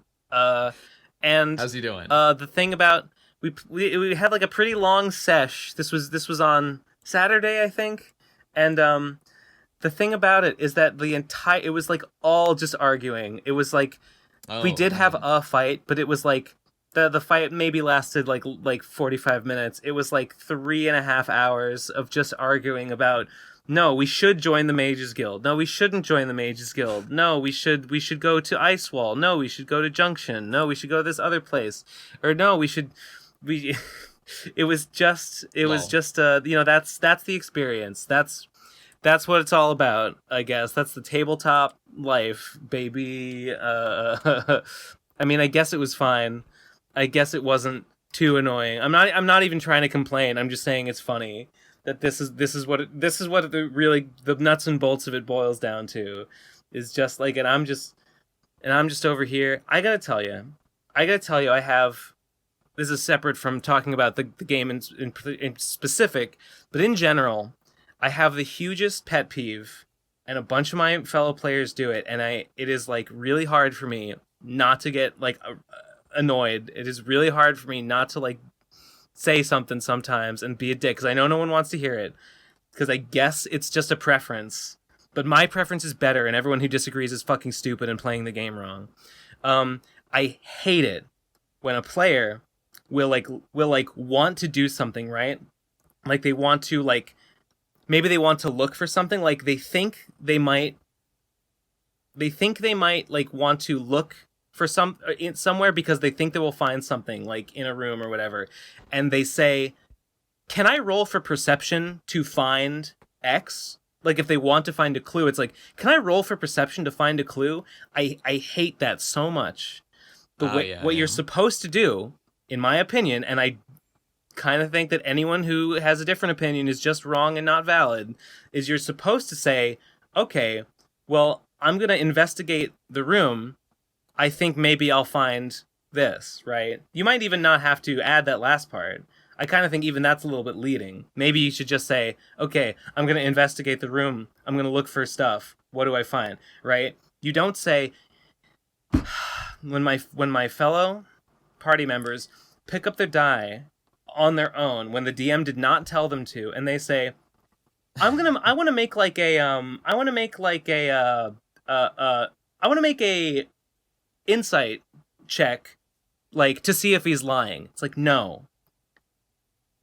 Ideally the DM would say, make an insight check on their own, and then you would roll, and then they would tell you if they're lying. Or maybe if they don't do that, maybe you just say, does he sound sincere? Do I think he's lying? And then the DM would say, make a roll. And then you would do that. And then they'd say, yes, you do, or no, you don't, or you're not sure. That's the way you do it. Everything else is wrong and ruins the game. Okay. So, my favorite is when you're like, I'm going to do this, instantly rolls dice before anyone can say anything. Yeah. I got a 20, I win. It should be, I really strongly feel like 100% of the time, you roll the dice when the DM tells you to. When the DM tells you a roll is required, and at no other time. Yeah, that makes sense. So, okay, let me get this straight. So, like, if some character's talking... And it's never up to you what roll you're making. The DM tells you what roll. You don't say, can I make a perception check? No. You can make one of those if the DM says, make a perception check. Jesus Christ. So like, there's a character talking, and I'm being in character, and I think, he's probably lying. So I say out loud, I don't trust this guy. And the DM would say, well, roll to see if you can how would that work? Should I say that? Should I not say a declarative statement? No, you can say that. I mean, I guess you could say that. It would probably be a little more effective. It'd probably be a little more helpful to ask the DM for a clarification, like, do I think he's lying? Does it sound like he's lying? Or even just is he lying? Because the answer to that is make a perception check or make an insight check. That's how you should do it. I really think that it is I just really think it is overstepping a player bounds to be deciding what roles they want to make. That's not their job. And I think Ben, remember I really think it's bad. I hate it. It makes me mad. Remember in College Academy, we had that DM, I think his name was Kevin something. I mean, I'm not going to say his name if I remember it. Powers. But he had the really Kevin deep Powers. Voice. Okay, it's a common. It's not that weird a name, so I don't feel like we're doxing anyone. All right. Sure, this guy had an incredibly deep voice, and he was the DM in like the D&D club or the. It was like a summer program that we did. Yeah. And yes, and Ben was older than me, so he did it first. And, yes, there was the whole bunch of cool stuff about that. But about this guy specifically, I remember there was so a class well. you could take it was the class you could sign up for was called Fantasy, because it was structured like college, right? You would choose your classes as though you were picking from a college curriculum, but they were just know it was. Some of them were more like educational, and some of them were more just like kind of like sort of camp activities. And it was held on a college campus, and you would go from room to room in this. It was at Stonehill College in Massachusetts, and there were ones on like rocketry where you would build little model rockets. Or I did that one. I did that one a lot. It was really popular, and one of them was called Fantasy Adventures, and it was just you play D&D. Lol. That was the best one. Yeah, that was the best one. And, Everybody loved that Kevin one. Powers was this like fucking scrawny ass stork of a man. I say man, he must have been like probably like 18 at the time, but we were in like middle school, so it seemed like he was probably like a college student or something, or maybe I view him as like 20s. His voice was so low it made him seem older. I think that he was not. I think he was maybe like very early 20s at the oldest. I could see that. Yeah. But he seemed like I just considered him an adult at the time, so like whatever. Yeah. And he was so scrawny, but he had this deep booming voice. He sounded like a little bit like George Takei, but like nerdier. Same kind of vibe. I don't know. It's like, yes, I do not. One time we asked him about like the subject of like JRPGs came up. We wouldn't have been in the same class, so this is just me. The subject of like JRPGs and stuff came up, and he said like, I do not loathe, despise, or detest games such as Final Fantasy. That was the best compliment he could give. I do not loathe, despise, or detest. One time, he just showed the Record of Lodos War, the anime. We watched that. And in hindsight, I don't understand what the relevance is, other than that it is a movie that has like D&D like tropes in it, like elves and bards. I guess the idea was that it was like a good example of like what like adventuring should feel like, with like all different like characters sort of playing a different role in the party. It does feel like a very D&D like adventure sort of story. He like also he showed us that was where he showed me The Princess Bride, and the justification for the justification for that was like, this is what combat should feel like, or can feel like. It was like making like incorporating witty banter into your it doesn't just have to be. The idea was like combat doesn't just have to be a dull like dice rolling affair. You can like you throw in some witty banter, and then he played the fucking sword fight scene, and he was like, this is how it should be. They don't make them like they used to. Honestly, I think he kind of just wanted to show us some of his favorite nerd shit, which is totally fine. And no problem. When I was briefly a Japan like tutor or whatever in college, where like the people who were like years behind you would like you just help them practice or whatever on sometimes. There was one time the tutors who had tutored me would just play us anime, and so I followed suit. By when I was older, I think I showed everybody. I know he showed us Sayonara Zetsubo Sensei, which actually is a pretty that's pretty high level because that has complex puns. Wait, Kevin Powers did? No. This is when I was in college, when I was like learning Japanese from like older kids or older young men or whatever. Anyway, I think what did I show him? I don't know. Yeah, actually, I don't think we didn't show him anything. I think I just watched Sayonara Zetsubo Sensei, and I grilled them in grammar because I was a hard ass, as I recall. But they learned. Kevin Powers had a rule. Okay, maybe I got my like maybe I got my philosophy of D&D from him. I think I must have. Yeah. He, like, I'm kind of a stickler for the don't ask the DM to make a roll thing. Clearly. I think that is important, but nobody else agrees, and I just guess I just gotta fucking deal with that. Kevin had a rule in his thing, which I think is good. Like, if you follow the spirit of it, I think it is a good rule that improves the game. But, like, with kids, I think it just was, like, too much of an ask, and it ended up derailing the game a lot. But I don't know. I'm not sure if I think its effects were good or bad in this particular scenario. But his rule was not only, like, never ask, can I make a roll? His rule was never ask, can I do something, right? You never ask the DM, can I do this thing? The appropriate, like, the only thing you should be saying is, like, you might, like, it's up to you to gauge your character's capabilities, right?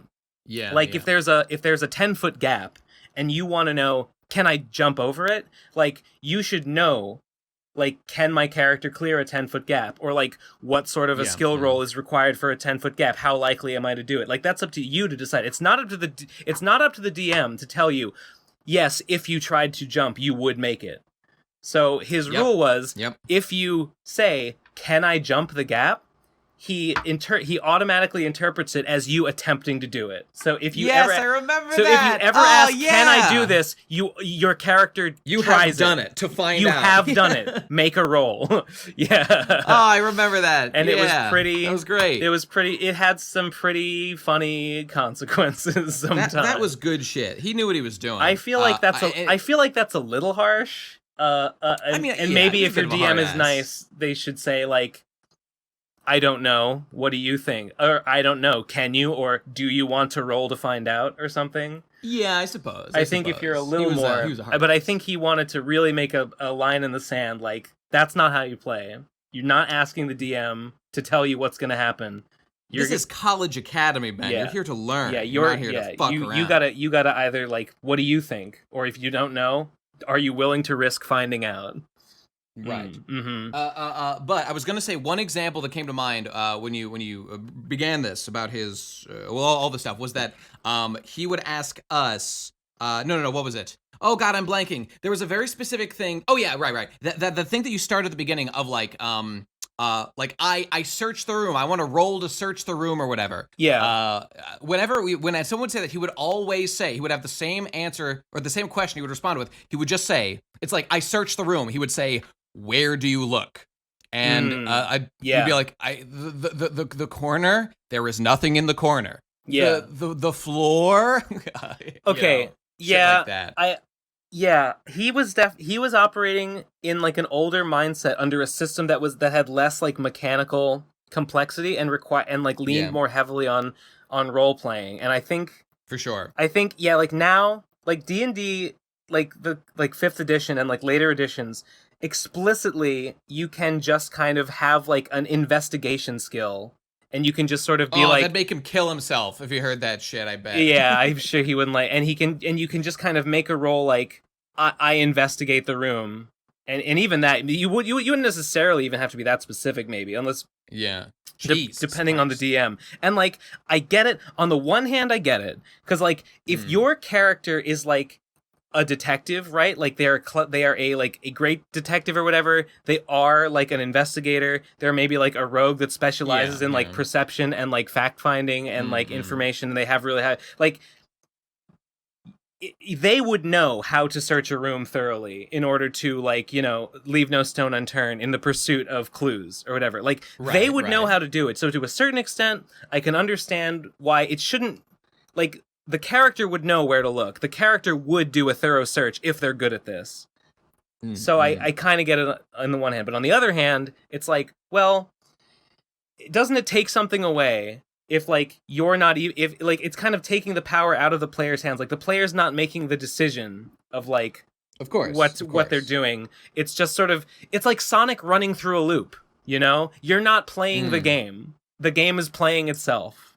You know what I mean? And you know, I understand, and it's about trade-offs, because that's a good example, because I actually really love, I do not really like the original Sonic games, but I love the advanced games where it is simply flow state.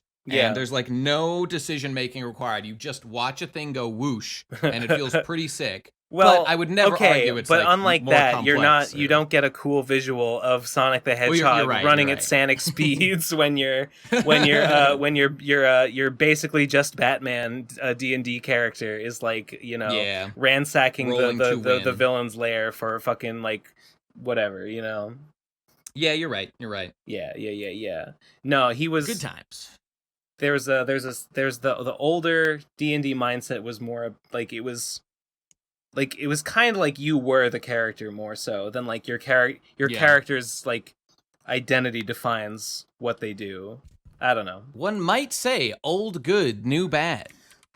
Who would be so bold? Who would be so bold? I think that a lot of the role playing, like I think that the newer mechanics that include things like a deliberate investigation skill do encourage this kind of like, oh, I'm gonna roll for perception to find a thing. Here is like bad role playing that encourages that kind of thing. Even though I understand the justification, and I kind of get it, but I think I don't have too much of an issue. I'm not too attached to the medium, I kind of think I would be okay with it if people didn't then fall into. Maybe not everyone agrees with me that it is a bad habit. Personally, I think it's a bad habit. I wouldn't necessarily mind the mechanical like option being there if it didn't lead to these things that I consider to be bad habits and like detrimental to the role playing experience. But they do, in my opinion. It makes me think that like again, I don't really care what people do. They can play however they want. But like it makes me wonder that like if that's the kind of game you want to play, it feels like a JRPG would be more your kind of thing. But I mean, you know, doing things in a group, I get it. Obviously, it's going to be fun. However you want to do it's fine. But if you're saying, okay, I don't want to harp on this too much, but it's like one last. If you're saying like, I investigate. Do I find? I'm gonna make a perception check to like see if there are any enemies out like approaching or whatever. It's like, are you? That's like that's like numbers. That's like, I don't know. That's a mindset wherein the game is made up of numbers. You know? Yes, it is for sure. Which is the wrong. It's not the mindset that I want to be in when I play the game. Yeah. That's the X factor. Yeah. Yes. Okay. All right. Well, I think I've said enough about that. I made a whole fucking Bazinga. video. Remember that D&D, that time that Tom made a video about D&D? Yes, saying I do. D&D good, and I made the one saying D&D bad. I think that wasn't my whole justification. That wasn't my whole reasoning, but I think I went into it more in that video. And that video is probably like shorter than the rant I just gave about it. It's not that long. Was it like 10 minutes? I don't remember. Go check it out. Check it out if you feel like it, I guess. Okay.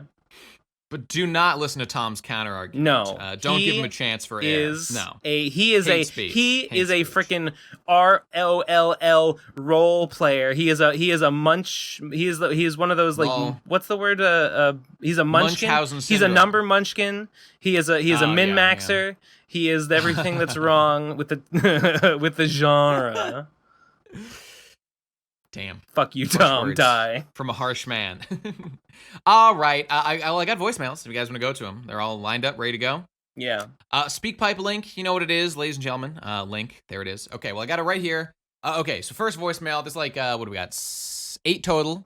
Oh, God. Right, first one here. Christ. Don't worry. They're not that long. Okay. Okay. This first one, right? This first one is from Jelly Beaner. Called Shaggy is an Ass Man, and I received another message or two about this, which is just that in the Pro Anon cast, they're having a civil war that's tearing them apart about ass versus tits.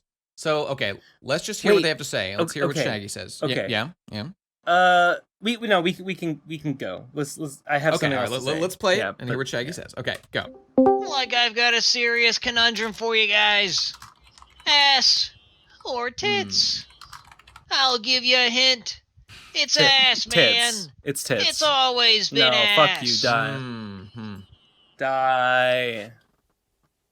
That's it. That's the full message. The answer's tits. Next. They came to me for a statement because I made that tweet that said tits are epic recently. Right.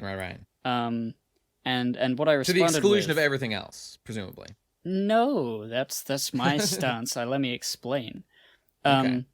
In the situation, like tits, I would prefer, but tits with no ass combined is strange. If you have it's tits, a bad look. And you have a flat board butt, it's like there's something wrong there. But if you have a butt and you don't have tits, that works.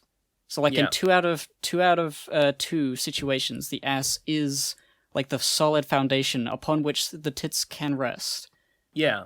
But overall, sure. I would like I am more of the tits man. But then it needs the ass as support. I feel like you've just made an ass argument. Maybe. I mean, me and Michelle were talking about this the other day, due to this contentious thing tearing the world apart. A point was made that, like asses, there is less ability for an ass to be as horrendous as tits can be in their worst situation. So it's something of a situation where ass is something more of a safe bet, and tits can potentially be more spectacular at their heights. I mean, I'm sure some people wouldn't even agree with that. But, tits can be more spectacular. Like, there's only... I would be more impressed by, like, incredible tits than I would be by an incredible ass. Higher heights.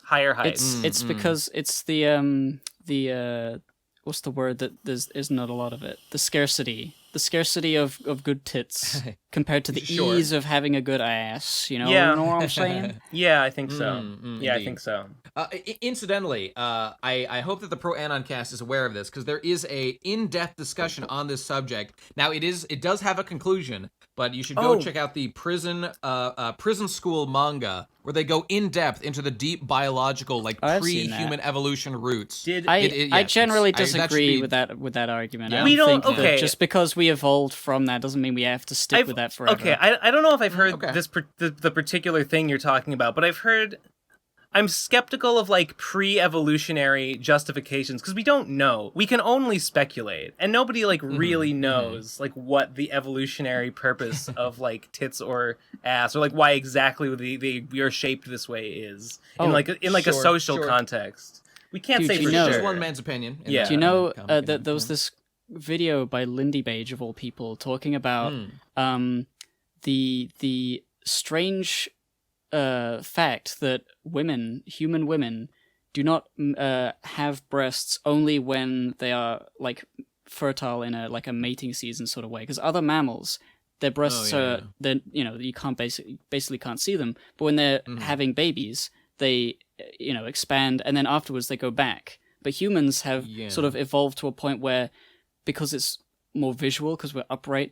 He goes into all the possibilities of, like, why it is that humans have, like, breasts for all the time rather than just for being pregnant.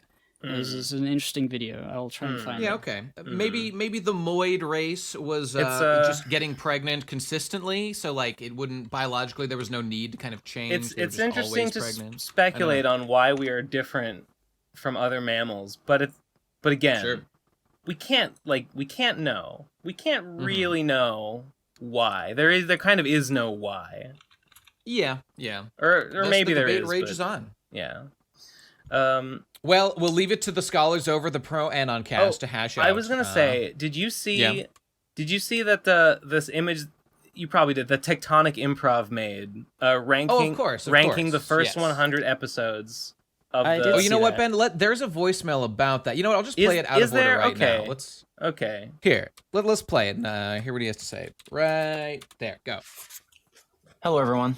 Just wanted to call in and mention that I recently made an infographic ranking the first 100 episodes of the PCP from best to worst. Indeed. If you haven't seen it, check it out. Something I want to bring up about it, though, is the Starfleet section. I gave each episode that had a Starfleet mention a little icon, but didn't tally the total amount of times it came up in the infographic. So consider this a podcast-exclusive scoop. Starfleet is mentioned by name 38 times over the course of the first 100 episodes. Simultaneously a lot, and also not as much as I thought. All right, that's all I wanted to say.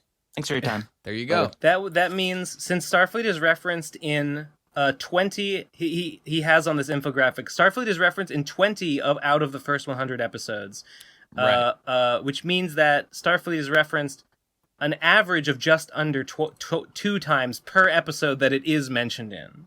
So most episodes, I guess that would, well, no, because there might be like certain episodes.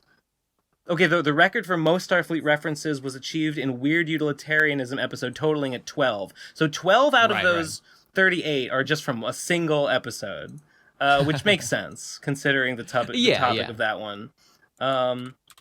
Yes, this is a Best Guy Ever is the only member of the Procrastinators to appear in each of the top 15 episodes. He puts some particular emphasis on these top 15. And Lethal Aurora Mage and Mother's Basement do not appear in any top 15 episoes.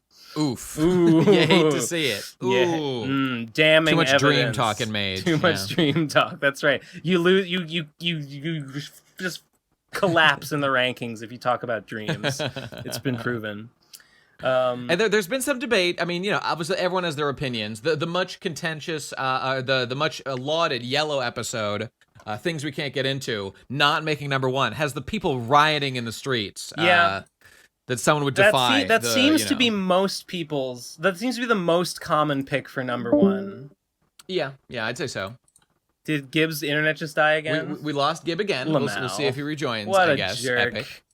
What a freaking rube!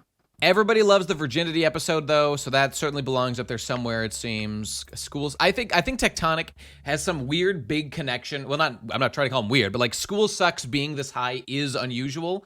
I bet he has some, maybe real, he has an opinion on it. A hard agree with some of the things stated on that. Or it's maybe, my guess. Or maybe not. Maybe not. I don't know. Maybe something really funny happened. Is that a good banter episode? I don't fucking remember. I don't know. He would know. He would know. Well, there it is. Check it out yourself, people. It's there. It's available. Should we go on to the next? Oh, he's back. He's back, everyone. Yes, Gib. Hello, welcome. Let us. I missed the entirety of that voice call and whatever you said afterwards. Really? Well, have you seen this? That's enough. This image from Tectonic? I saw the image. The ranking? I can't remember so many of the episodes and the contents of which. Yeah. So I don't really have much to say about it. I guess was this made in the context of the rewatch? I do not know. I do not know. I mean, he said he just went insane. No, I don't think so, because I think the rewatch started way before the PCP was even founded, and I don't think they're even to the beginning yet. So, maybe way that before. Inspired it Oh, as in they're I starting from like pre-PCP. Yeah, that's right. I think I saw him post this somewhere and said, "I'm just he was just saying, I don't know why I did this." Yeah. Here you go, and there it is. Well, when they get to this part, to the first 100 episodes in the rewatch, I guess it'll be interesting to see if people agree with these rankings or not. Yeah. Consider it. Make your rankings, folks. All right, let's move on to our next one. Yes. I was curious what you two thought, if you could briefly. I mean, we were just saying that, everybody loves Things You Can't Get Into, Yellow episode. Virginity Cast is great. The rest of them, in terms of how they're remember. ranked, I don't really have an opinion. Yeah. No strong opinions. Okay, let's go to our next one. This is from Gay Boy Scout Babysitter. Oh, yes. Okay, listen up. Here we go. Go. On a recent twitch.tv/definitely best guy ever stream, Nate told a childhood story about his gay Boy Scout babysitter who ruined the family's Legend of Dragoon for PS1 game. Nate said he was fuzzy on the details, though, and would need to ask Ben about it. So, could we please hear the full story about Legend of Dragoon for PS1? Do you remember this, Ben? Do you remember this incident? About the game breaking, right? There was a discus being thrown of our Legend of Dragoon a kid in our Boy Scout troop. He was my age. This kid, Jeff. Yeah. Right. I don't know why. I think I brought the game to a fucking Boy Scout meeting just to show it off or something. And this other kid just took one of the discs and threw it. Yeah. And it broke the third disc.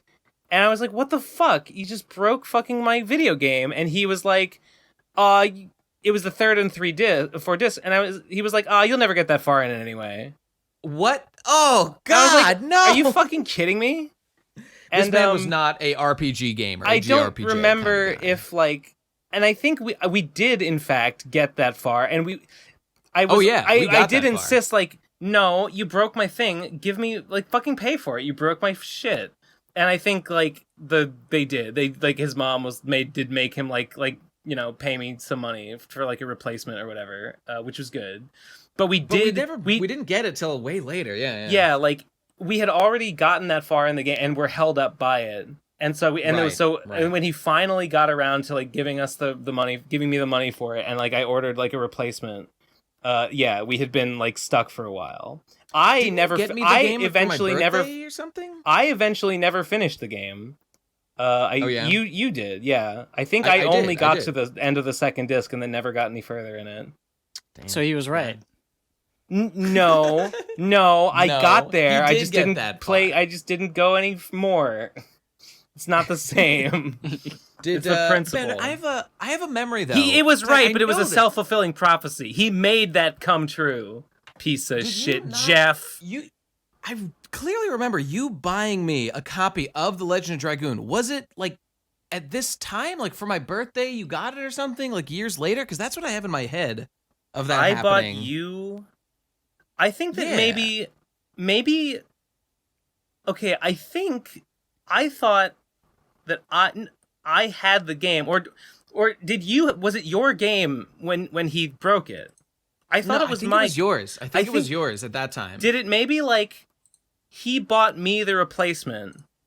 Maybe I just like used that money that he gave me to buy the disc and gave it to you because like you had gotten further in the game than I had. Because like I just don't know. This is going back a long time. I've lost some of these details. Yeah, or maybe like it was my game. He broke it. I got that far and then quit playing it. He eventually paid it back for me. You had played the game, yes, and wanted it again, and I had decided like I didn't even really care to replace it that much, or had just forgotten about it. But then eventually, I got you a copy of the game as a gift because you did want to continue it. I feel like that's the gist. Maybe it was something like that. I think. By the way, I think the reason I was confused and mixed things up, because like I said, like the Boy Scout troop leader or whatever, I was thinking of another guy. Remember, I said babysitter. Matt, one of the guys from our troop, like an older guy, came over and he babysat us, and I believe we were playing Frisbee with in another PS1 discus-related, crisis. Yeah. We were playing Frisbee with Final Fantasy VIII disc, and we didn't break the disc, but I think something else broke. Because I remember us all being like, oh shit, what did we do? Fuck, we broke something. I don't know if was I involved in that? I remember that something like that did happen, but the details are very fuzzy. Yeah, long time ago. I don't know why we would do such a thing. What a bizarre world. Boy Scout troop members are the worst people. Yeah. They're reckless. They're foolhardy. Fuck them. And they're too cavalier, and I don't care for it.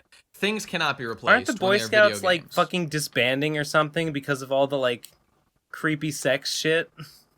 I heard some talks of bankruptcy. I'm not sure though. Yeah, that's it. They went bankrupt. I think they went bankrupt. Boy Scout Association or something like that. I think it would be Boy Scouts of America, right? Boy Scouts of America is its own like entity. It's separate. It's like a separate thing. Based on the I know they English changed their one. name to the Scouts to not exclude women anymore or something. Lol. Which frankly I'm all for. Exclude women. It's fine. You just do it. Who cares? That's a fucking quagmire. It is a quagmire, no doubt about it. All right, whatever. Yeah. We got another voicemail over this fucking place. This one is from Pancakes. I am become death, destroyer of soundboards. Oh, yes. Okay, take it away. Go. Bruh. Hi, Pancakes here. Listen, no one hates soundboards more than me. Why is that? Especially if they're wielded by weak-willed and weak-minded people. Right. Nate. Bruh. However, I'm 100% for everyone having a soundboard on the PCP. Because soundboards are like nuclear arms, you see. If everyone has one, He then wants no it as one's a going to use it deterrent. for pure neutral destruction. So please, everyone get a soundboard. They're flying off He's the right. shelf. Easy money. They don't have the moral courage. They don't have what I have. Did you build your own soundboard? Yeah, brick by brick, piece by piece, over like months. I mean, did you choose what sounds are on it? Oh yeah, of course. I had to Okay. prepare each one and stick it in there and. I'm with this guy, honestly. Bow down, bitches. Yeah. I'm tempted to take him. I'm tempted to follow this advice. That's pretty good, right? Easy money. Shut up. Bazinga. Shut the fuck up. Bruh. Okay, next voicemail.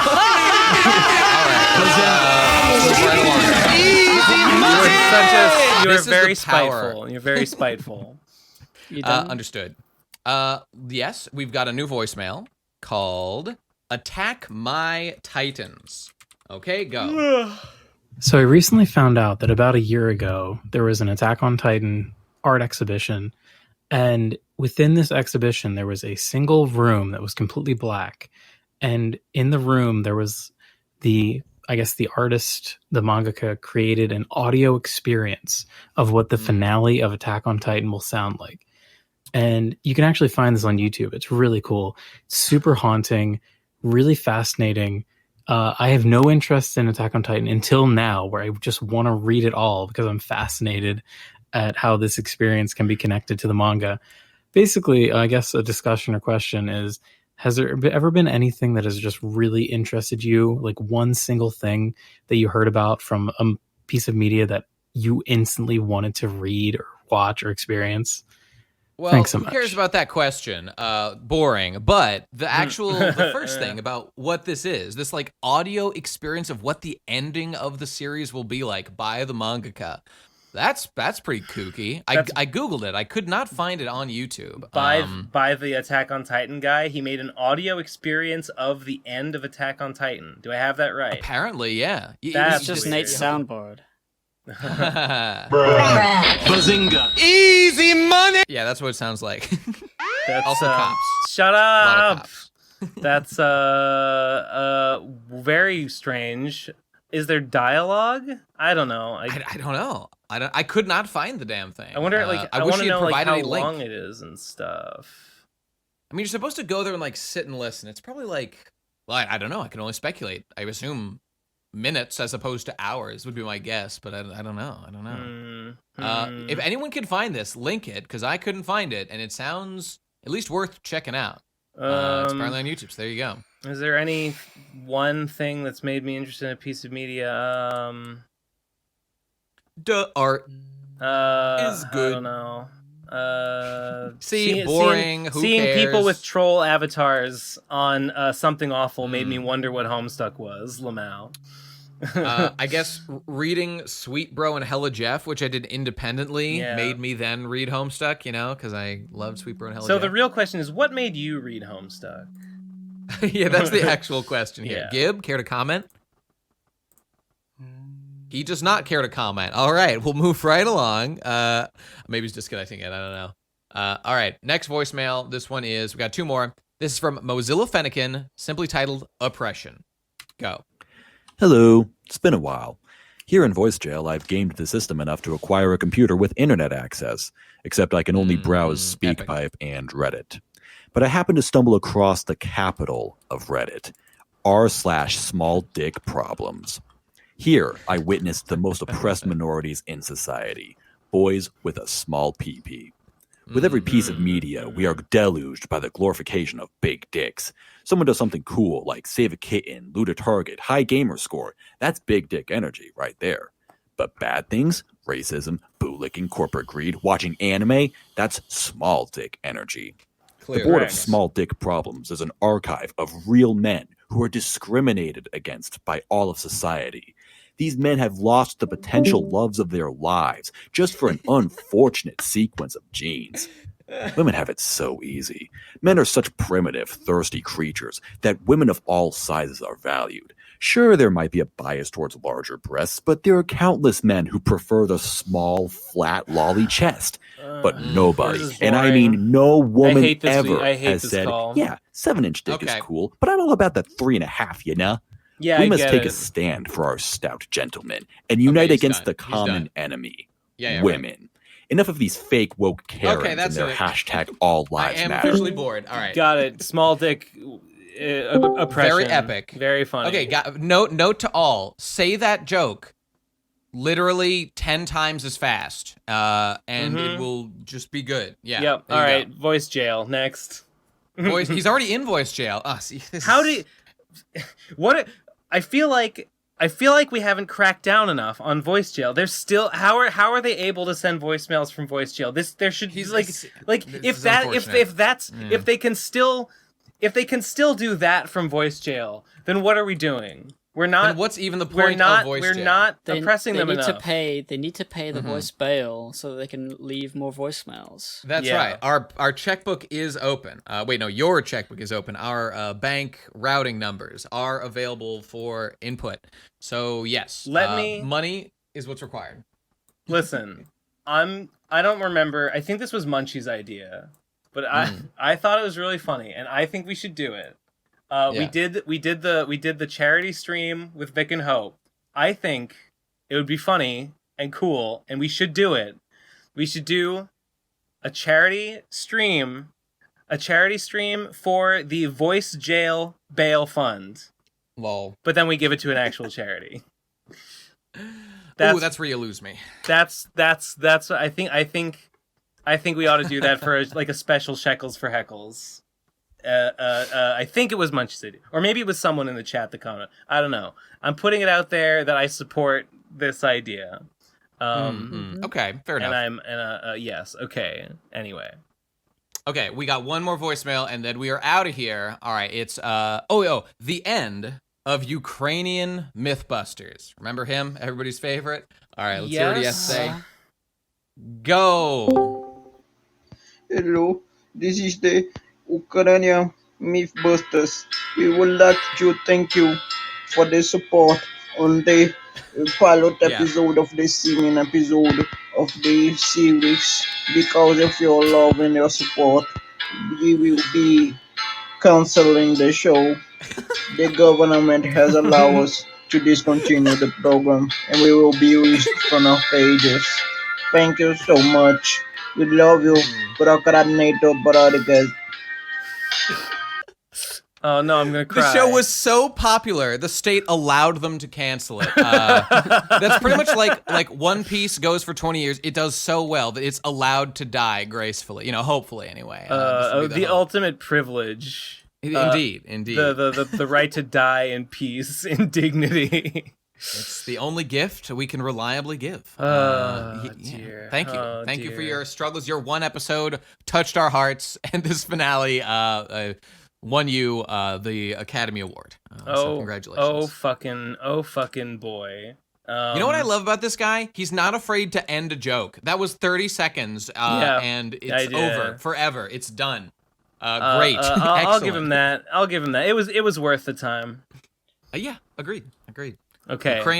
Ukraine, forever in our hearts. All right, we're all done. That's it. Speak pipe link. Okay. That's it. Wow. That was 8. We got through 8. We went through it pretty fast. Okay. Motherfucking speak pipe link. Leave more voicemails. Good ones will be played. Bad ones will be destroyed, and you will go to jail. And patreon.com/theprocrastinators. New bonus episodes out. Swords versus guns. Yes. What a heck of a time it is. Go weigh in on the debate in these tumultuous times. You need to know your weaponry more than ever.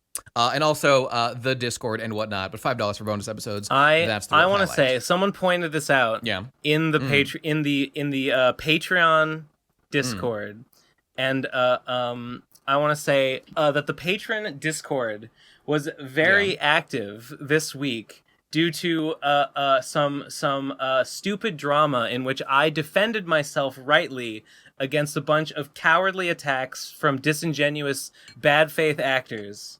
So if that's not content for your money, I don't know what is. So only patrons get access to that, and I guess that's content. So consider that a bonus for patrons this month. if you're into that kind of thing. It is content. Do you wish to extend an olive branch to any degree? Absolutely not. Understood. But there you go. The extent of the olive branch I am extending is to cease talking about it now. Noted. I got an olive garden for you. Oh, I would love Gross. That. I have nothing against endless olive breadsticks. More like endless war. Ketosis. More like bottomless breadsticks. More like bottom feeder. You are soup salad and breadsticks is not a bad combo. That's what I'd say about that. All right. Anyway, right. Oh yeah, we Patreon, boom, SpeakPipe, boom, and Twitter at TP Crastinators, updates, etc. Working hard. More stuff's coming soon. Working on rad content. So stand by, lads. We'll get you that out as soon as we can. Anything else from the Peanut Gallery? I will have the Allspark. I will defeat the Decepticons. Wait, no, I'm the Decepticons. Fuck the Autobots. Thank you. Just go back to the soundboard. Nah, I prefer. Yeah. That's it. All right. See you soon, everybody. No, wait. No, if you haven't read the Lord of Ghosts comic by now, you're stupid. You never will. That's true. Yeah. You gotta go to giveandtake.site and read it. There's a certain point where you gotta pull up the ladder behind you. It's just the reasonable thing to do. They didn't get on, you gotta leave them all behind. They haven't seen it. It's time to delete it from the website. That's right. It's more beautiful when it's fleeting. The Deidara from Naruto artistic method, as opposed to the Sasori. It was a moment in time, and the moment has passed forever. Indeed, correct. All right, that's it. We're done, everybody. See you next week. Peace. Bye. Later, kids. Kill those Autobots.